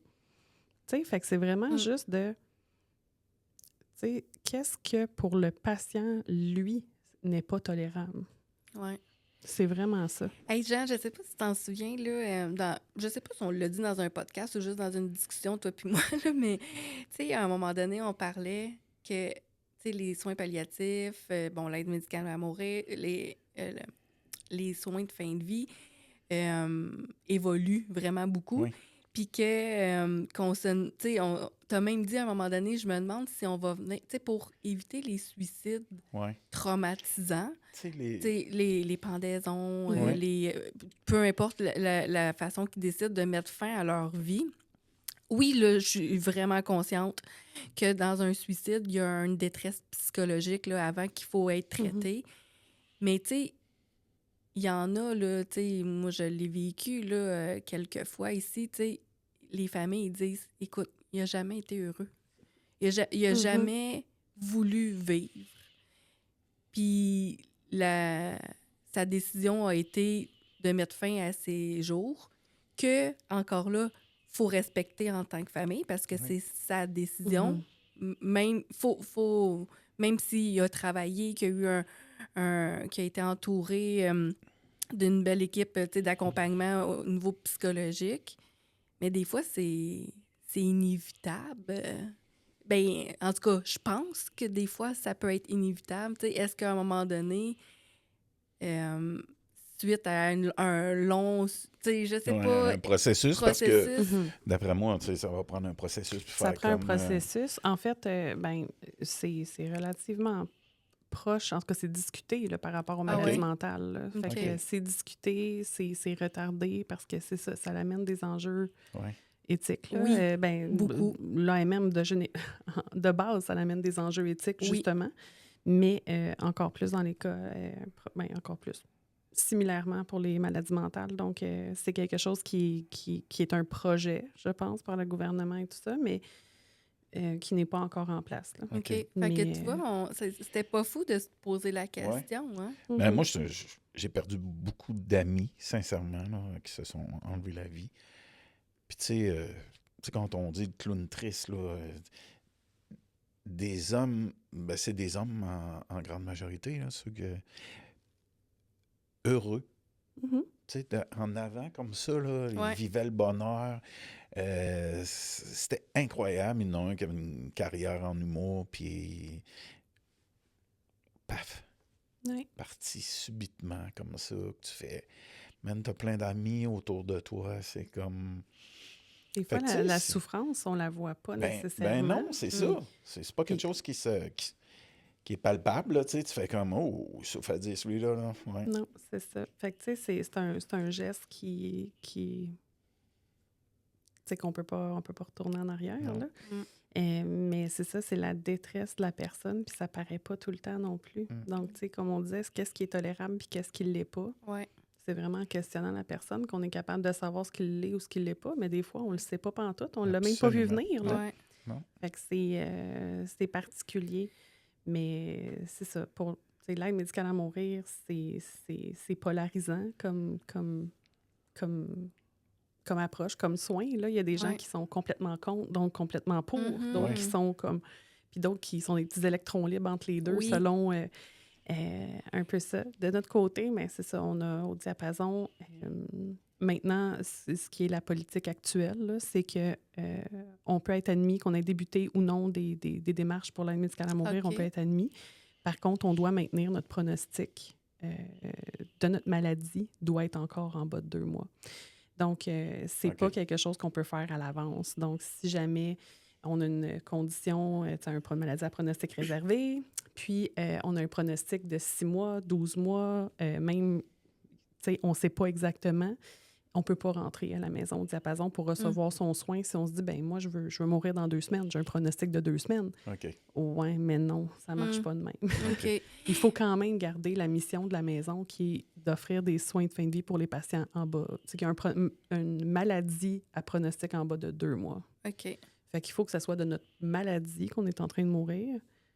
Puis que là, finalement, on a choisi ce soin-là comme soin de fin de vie. Puis admettons qu'il était déjà suivi avec un autre médecin à l'extérieur pour l'aide médicale à mourir. Est-ce que c'est ce médecin-là qui vient à la maison ou c'est vos médecins qui reprennent la charge? Non, en fait, les deux peuvent arriver. OK. Mais techniquement, on peut reprendre un peu le processus pour une aide médicale à mourir. Donc, c'est une demande répétée de vouloir mourir avant que la maladie nous emporte, finalement, puisqu'on a des souffrances intolérables. Dans le fond, on doit signer une demande d'aide médicale à mourir avec un témoin.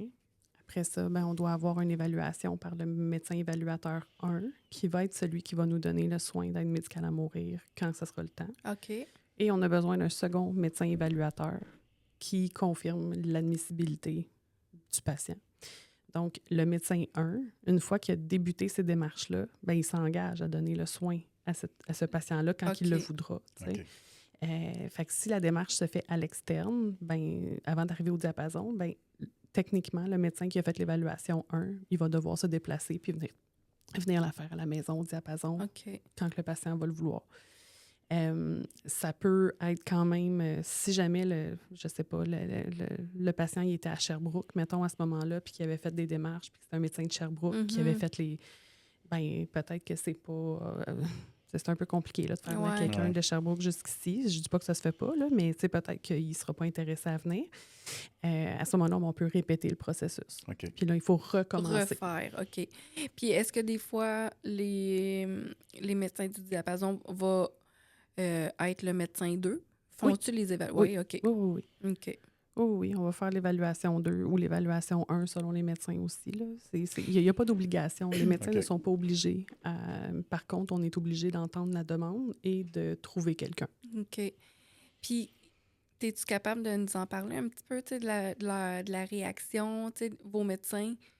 Bon, la même chose pour toi, tu travailles t'es médecin dans une maison de fin de vie, surtout soins palliatifs au début.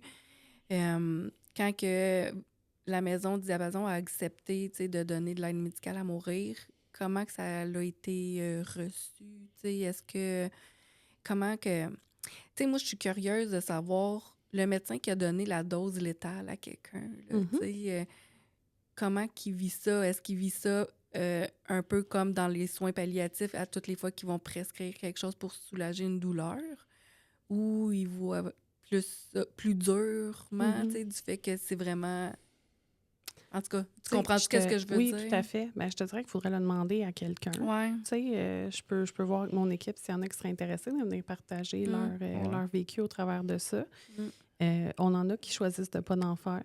C'est correct. Parce que c'est pas un soin qui est obligatoire à exercer pour un médecin. Mais comme je disais, s'il n'est pas à l'aise, on doit trouver quelqu'un d'autre pour répondre à la demande. Fait que, tu sais, chaque avis se vale.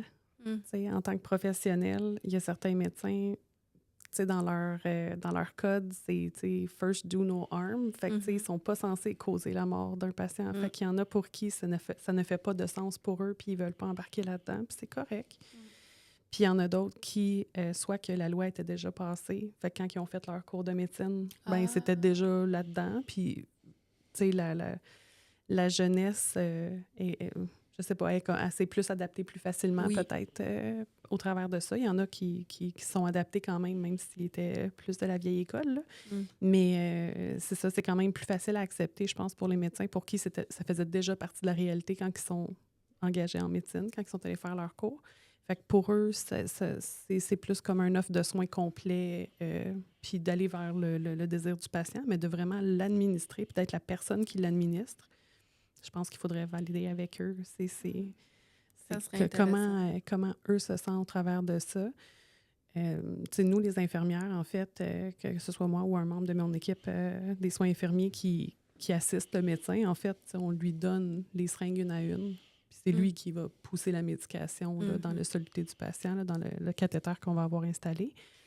Mais il y a des gens dans mon équipe infirmière qui ne veulent pas non plus prendre part à ce soin-là. Ils vont prendre soin du patient avant, après, aucun problème, la famille.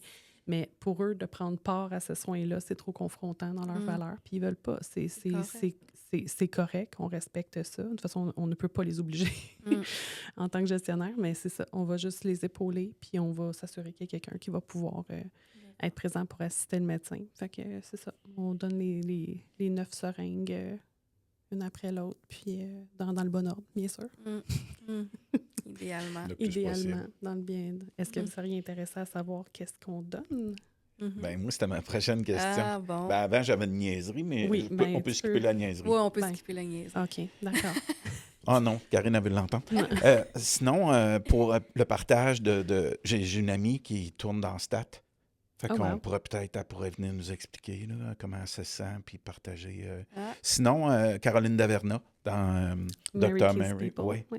Hein? Elle aussi. Ben ça, je te dirais que ça a été confrontant comme émission, là. Oui, hein? C'est pas tout à fait ça, là. Ah, okay. Ben, c'est ça. C'est comme... on dit c'est de la fiction, là, quand même. C'est de la fiction, mais c'est pas ça, l'aide médicale à mourir. Tu sais, c'est ça. Ben, c'est pour ça qu'il faut en parler. Oui. C'est ça. Des vraies choses. Oui. Parce que des fois, c'est bien parce que ça l'amène justement dans Stat, ça l'amène une grande population qui voit des choses, mais des fois, c'est erroné. Absolument, absolument. Même si, d'après moi, il essaye quand même de faire le plus réel possible, là. Mais il reste que c'est de la fiction. C'est de la fiction. Ils veulent que ça punch aussi. Veut pas. Puis des fois, il faut que ça... Oups, excusez-moi, j'ai frappé mon micro. Des fois, il faut que ça avance vite. C'est le rythme d'une émission. Fait que tu peux pas attendre... Dans le temps, il fallait attendre 10 jours entre l'évaluation. On a signé la demande, on a eu nos évaluations, on est admissible. Il fallait attendre 10 jours avant de pouvoir recevoir le soin minimalement.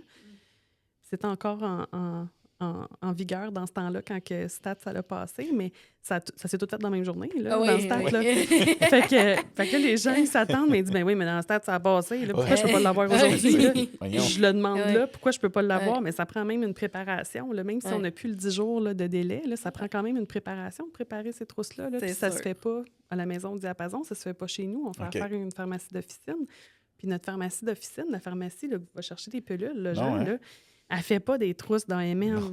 Fait qu'il faut faire affaire avec une pharmacie hospitalière. Fait que, tu sais, ça l'amène des délais. Des petits délais. Là, ça se fait pas ça en criant ciseaux. Fait qu'il faut quand même comprendre ça. Puis ce qu'il faut comprendre dans l'aide médicale à mourir, là, si on peut vraiment se souvenir de quelque chose, c'est pas un soin qui se fait en urgence. C'est pas un soin d'urgence. C'est quelque chose qui se planifie. Si c'est en urgence, puis qu'il y a un symptôme réfractaire, puis que la mort est comme là, ben c'est une sédation. Oui. On vous endort, puis ça va se faire tout naturellement. Le temps qu'on essaye de se rendre pour avoir le soin, puis que là, il va falloir que je vous fasse faire les évaluations, que vous ayez toute votre tête. Pendant qu'on fait les évaluations, vous allez être mal pendant tout ce temps-là, là, parce que je ne pourrais pas aller avec la médication qui pourrait vous soulager. Et quand c'est une urgence, ça ne marchera pas. Non. En tout cas, c'est dur. C'est pas facile. Fait que des fois, l'aide médicale à mourir est entamée, tu fais les évaluations, le processus est entamé, puis finalement, ils ne se rendent pas à la date prévue. Bien, soit qu'ils ne se rendent pas à la date prévue ou qu'ils n'ont pas choisi de date. OK. Des fois, ils ne choisissent pas de date. Ils veulent juste entamer. Souvent, c'est ça qu'on entend. Tu sais, les gens, ils veulent être sûrs que si jamais ils n'en peuvent plus, ils ont une porte de sortie. Mais il y en a d'autres portes de sortie, mais c'est la seule qui se met en tête. Fait qu'ils veulent avoir ça. Fait que là, puis ils ont le droit. Ça aussi, là. Ça, c'est le peuple québécois. Là, on a le droit, là. Fait qu'on veut l'avoir. Fait que j'ai le droit, je le demande et je vais l'avoir. Fait que on fait ça. On fait les démarches, mais finalement, ils ne sont jamais prêts à mettre une date. Pas facile là, de se dire, écoute, moi, lundi prochain, là, c'est fini pour moi. C'est fini. Il y en a qui vont être capables de le faire, puis c'est correct, là. Mais il y en a qui sont pas capables. Puis c'est bien correct, ça aussi. Fait que tu peux tout passer par le processus, puis la dernière décision que tu as à prendre, c'est ta date. C'est la date, mais encore là, même si tu as choisi ta date, quand on est rendu à la date, tu as encore le droit de refuser. Oui. Jusqu'au moment où que je commence, bien pas moi, mais que le médecin commence à injecter, on le redemande. OK. sais, c'est pas banal, là. On Ouais. cause Ben non, le décès de quelqu'un, là. Ouais, c'est le point final. Puis des fois, tu sais, on a des gens qui se disent « Ouais, mais là, j'ai fait déplacer tout mon monde. Ils ont pris congé pour... ben, si vous êtes plus sûr, vous êtes plus sûr, puis c'est plus grand. » Tu sais, Ben oui, Ben oui, non, absolument. ouais. on se reprend, là. On a ça fort, la culpabilité. Hein. On se reprend. Hey, vous voyons. n'êtes pas prêts, c'est pas grave, là. Ils ont Sortez pris le verre congé. de vin, puis profitez-en là, avec vos Tu sais, proches. ils sont tous là, party. Ouais. Non, Ouais. mais Non, mais, c'est tu sais- ça, des fois. Puis il n'y en a Ouais. pas d'obligation à l'avoir. Mm. Tu sais, vous avez tout entamé, tout ça. Finalement, vous faites comme, écoute, je suis plus sûre, je suis pas prête, ou je veux retarder, ou peu importe. Mon Dieu, dites-le. Ouais. Et sinon, on va poser la question de toute façon, là, mais Mm. mais c'est ça, vous avez le droit de refuser jusqu'au Dernier moment. tout dernier moment où on commence à injecter. Il pose même la question entre chaque injection. Ça marchera pas. Ça. Fait que, Y a-tu un antidote? il n'y a pas d'antidote. Ben, Non. il y aurait certainement un antidote, là, mais pas avec tout ce qu'on donne. Ouais. Puis là, on va-tu le savoir? Ben oui, tu peux le savoir, ça va OK. me faire plaisir. Fait que il y a, dans le fond, ce qui est quand même impressionnant, puis on va aussi le mentionner aux patients, mais on va le mentionner aux gens qui vont être présents aussi, c'est que quand on arrive, on a une trousse avec plusieurs seringues. C'est pas juste « donnez-moi la piqûre puis je pars », c'est « oui, je vous pique une fois parce que je mets un soluté Ouais. Mhm. On va mettre une autre voie, fait que vous allez avoir 2 voies au cas où, si jamais il y en a une qui lâche, ben, il faut que je continue dans l'autre, là, parce qu'on peut pas arrêter le soin en plein milieu. OK. Fait qu'on est sûr d'avoir 2 veines qui sont bonnes. Puis, on va commencer, dans le fond, ça fait 9 seringues en tout, mais il y a des seringues d'eau saline entre les médicaments pour être sûr que le médicament, il passe Il se bien, rend bien. puis qu'il va faire son effet qu'il a à faire. Fait que la première seringue, c'est une seringue d'eau salée. Fait que juste pour valider la perméabilité, s'assurer que le cathéter est bon, tout est beau, la voie est ouverte, on est correct. Fait qu'on fait juste donner de l'eau. Fait que ça, il se passe rien pendant ce temps-là. Après ça, le deuxième médicament, ça va être du Versed. Fait que, tu sais, ce qu'on donnait tantôt, quand on a une Ouais. fracture, on donne du Versed. Fait que ça provoque rapidement l'endormissement. Fait qu'on donne le Versed. La personne, souvent, on le donne doucement. La personne va commencer, des fois, à jaser un peu au début. Des fois, on est un peu nerveux. Tu sais. Mm. Fait qu'on jase un petit peu, puis à un moment donné, la petite bouche, là, elle suit plus, là. Mm. Puis là, des fois, on va commencer à avoir des petits ronflements aussi. Fait que, tu sais, on le OK. dit déjà d'avance aussi à la famille. Fait qu'on Ouais. dit, tu sais, si c'était un ronfleur avant, on risque d'avoir des petites surprises rendues à ce bout-là. Là. On va peut-être l'entendre. Fait que là, Mané se met à ronfler, puis là, tout le monde rit, ça l'amène un petit... Ça détend un peu ça détend l'atmosphère. l'atmosphère. Fait qu'après ça, on va redonner encore de l'eau. Fait qu'on donne de l'eau salée après. On va aller avec de la lidocaïne, qui est un médicament qui va geler la veine un peu, parce que le médicament qu'on va donner ensuite, qui est du propofol, ça pince un peu. OK. Fait que même si le patient il est techniquement endormi, Mm. à ce moment-là, son cœur n'est pas arrêté, tout ça, il est vraiment juste endormi, on veut s'assurer qu'il garde un confort. Fait que, OK. mais il y en a qui n'en donnent pas de lidocaïne dans leur trousse. Il y en a d'autres que oui. Fait que techniquement, il y a de la lidocaïne. On va donner ça. Puis après, on va donner le propofol, qui est un médicament qui est utilisé aussi en salle d'opération pour maintenir le coma, pour pas que vous vous réveilliez en pleine chirurgie avec la OK. bédaine ouverte. Là. OK. Mm. Fait que c'est la même affaire. Fait que tu sais, c'est vraiment juste aux dosages qui sont différents. OK. Fait que c'est des très gros dosages. Ça, dans le fond, ce que j'ai oublié de vous dire, c'est que l'aide médicale à mourir, les dosages sont standards. Fait que, tu sais, que ce soit Sophie qui demande l'aide médicale à mourir ou que ce soit Jean, vous recevez la même même. médication. Ah ouais. OK. C'est une dose létale.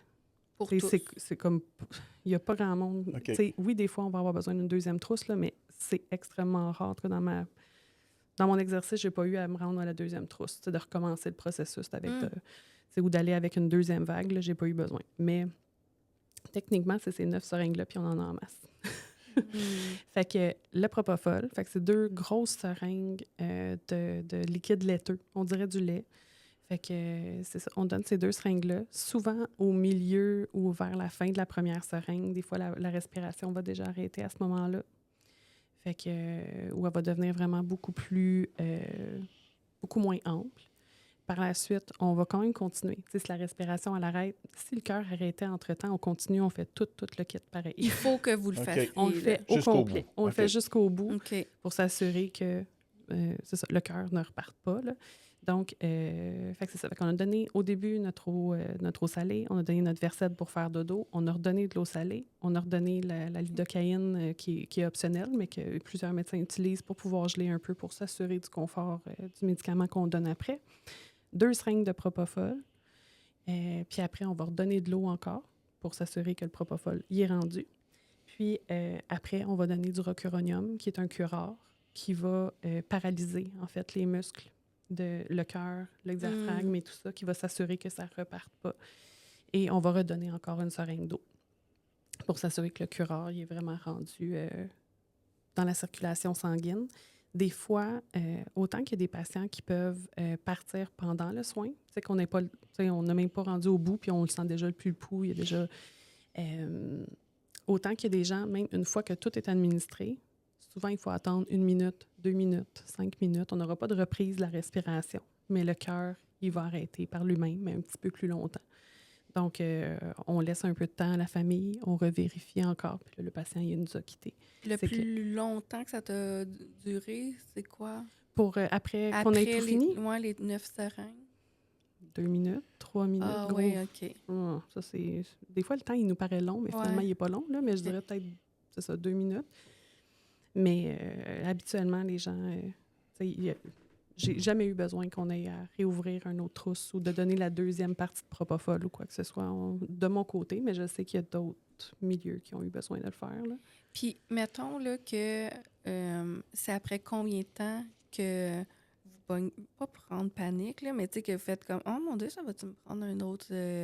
Si, mettons, en fait, c'est avant ça. Tu sais, si rendu à la deuxième seringue de propofol, le patient est encore en train de me jaser, là, ouais. là, on va ramener un autre propofol. OK. Tu sais, écoute, ça serait vraiment rare, là, mais... Fait que finalement, c'est le propofol qui va venir... Oui, c'est un inducteur de coma, vraiment, le propofol. Fait que aussitôt que ça touche la circulation sanguine, tu sais, ceux qui ont fait des soins intensifs le savent, les patients intubés sont souvent là-dessus aussi. Si la pompe, elle arrête de marcher, la pompe à soluté, là, parce qu'il y a une bulle d'air ou parce que la bouteille est vide, il faut que tu te dépêches d'aller la rebrancher parce que le médicament, il agit extrêmement rapidement, mais il arrête de marcher extrêmement rapidement aussi. Fait que c'est un médicament qui, aussitôt que ça touche le patient, ou à peu près, là, ça prend pas, il compte pas jusqu'à 10 habituellement. Fait que si on a un patient qui est hyper tolérant, qui a beaucoup consommé dans sa vie, que ce soit de l'alcool, la drogue, ça pourrait arriver que la première seringue, là, c'est comme de l'eau, ça va bien, même le Versed, il s'est même pas endormi, là, ça pourrait arriver. Ça pourrait arriver. Mais si jamais on voit que pendant la deuxième seringue de propofol, on se dit, ben écoute, j'irais peut-être avec une deuxième vague, là. Fait qu'on l'a à côté, fait qu'on va...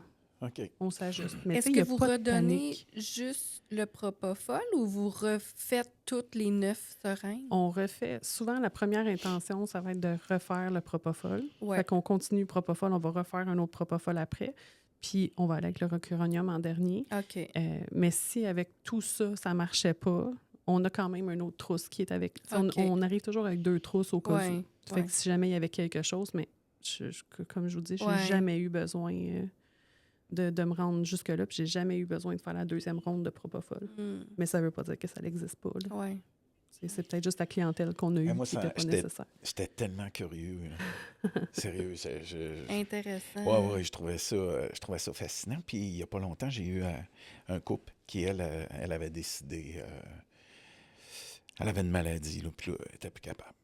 Et je leur avais offert d'être là. Ah oui. Elle aurait pu s'exprimer avant parce qu'elle ne l'avait pas dit à personne. Il n'y a personne de sa famille qui était au courant. Puis finalement, ils ont fait le choix. Puis c'est correct, là. Mais tu sais, as-tu pensé quelle expérience j'aurais vécue, là? Oh. Mais je suis sensible. Probablement, j'aurais tombé dans l'émotion, là, mais c'est pas grave. J'aurais été tellement reconnaissant. Non, c'est ça. C'est tellement un moment, peu importe la fin de vie en général, là, c'est un moment, comme je disais, qui était très vulnérable puis qu'on est tellement choyé de pouvoir, privilégié de pouvoir assister à ça, d'être dans leur intimité comme ça. Puis, tu sais, c'est... on a quand même... On peut avoir une fatigue de compassion en soins palliatifs ou en soins en général, mais... Puis là, tu te dis, t'es sensible, Jean. Moi, je peux pas regarder un film là, avec un chien qui meurt. Tu sais, je peux... Puis c'est pas de l'insensibilité. Là. En fait, je suis extrêmement sensible, mais on dirait que tout a un sens. Puis, tu sais, écoute, le nombre de fois en 20 ans que j'ai pleuré, 2, 3. Ouais.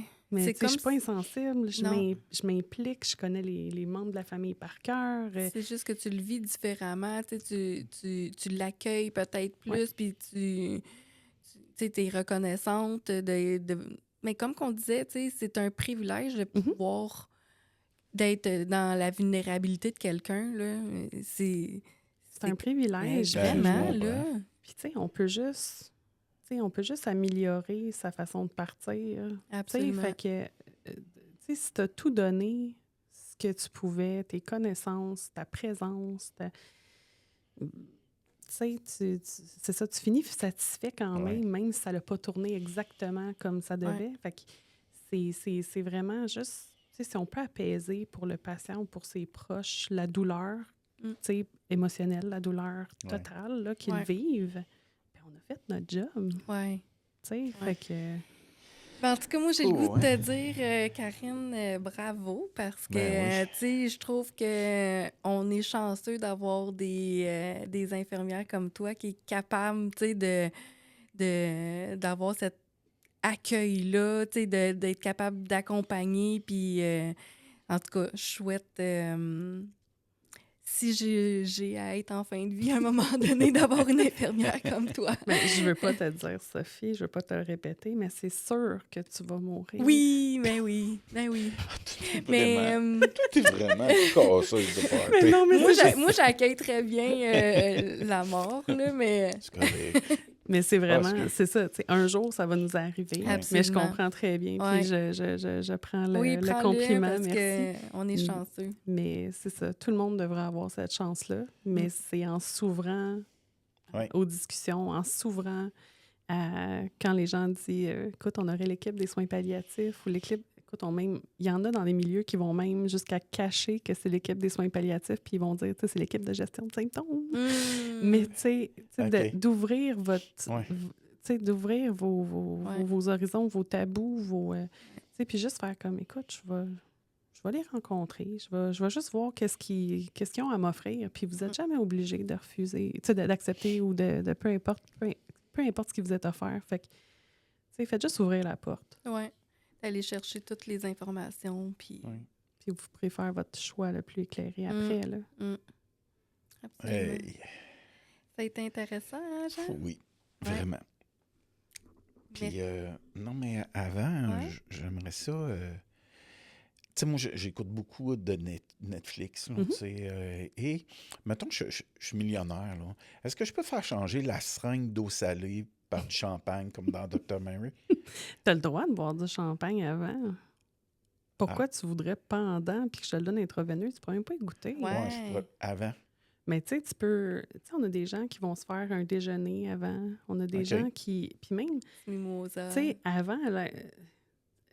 l'aide médicale à mourir, tu le sais exactement, ou à peu près, là, quand tu vas partir, l'heure et tout ça. Mais quand tu as justement une maladie à pronostic réservé, faites-en tout le temps des parties. Profitez-en.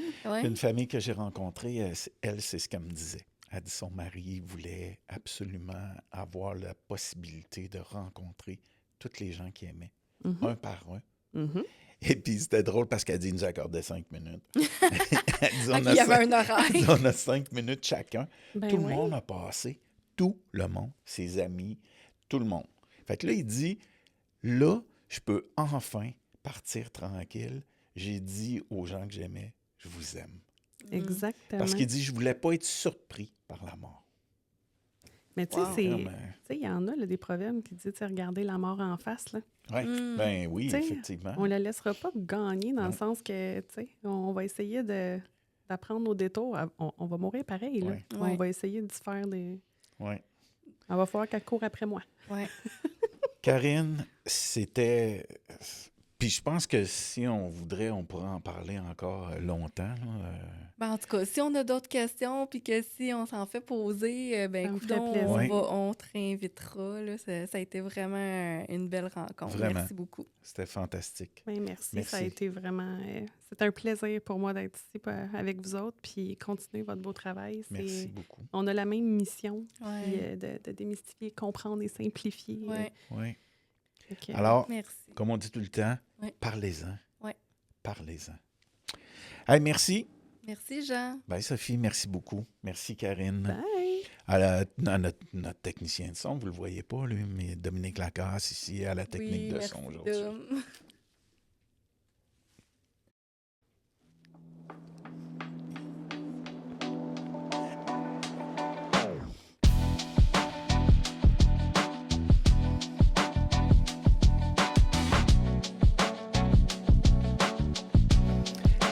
La mort. Ce n'est pas la fin du monde.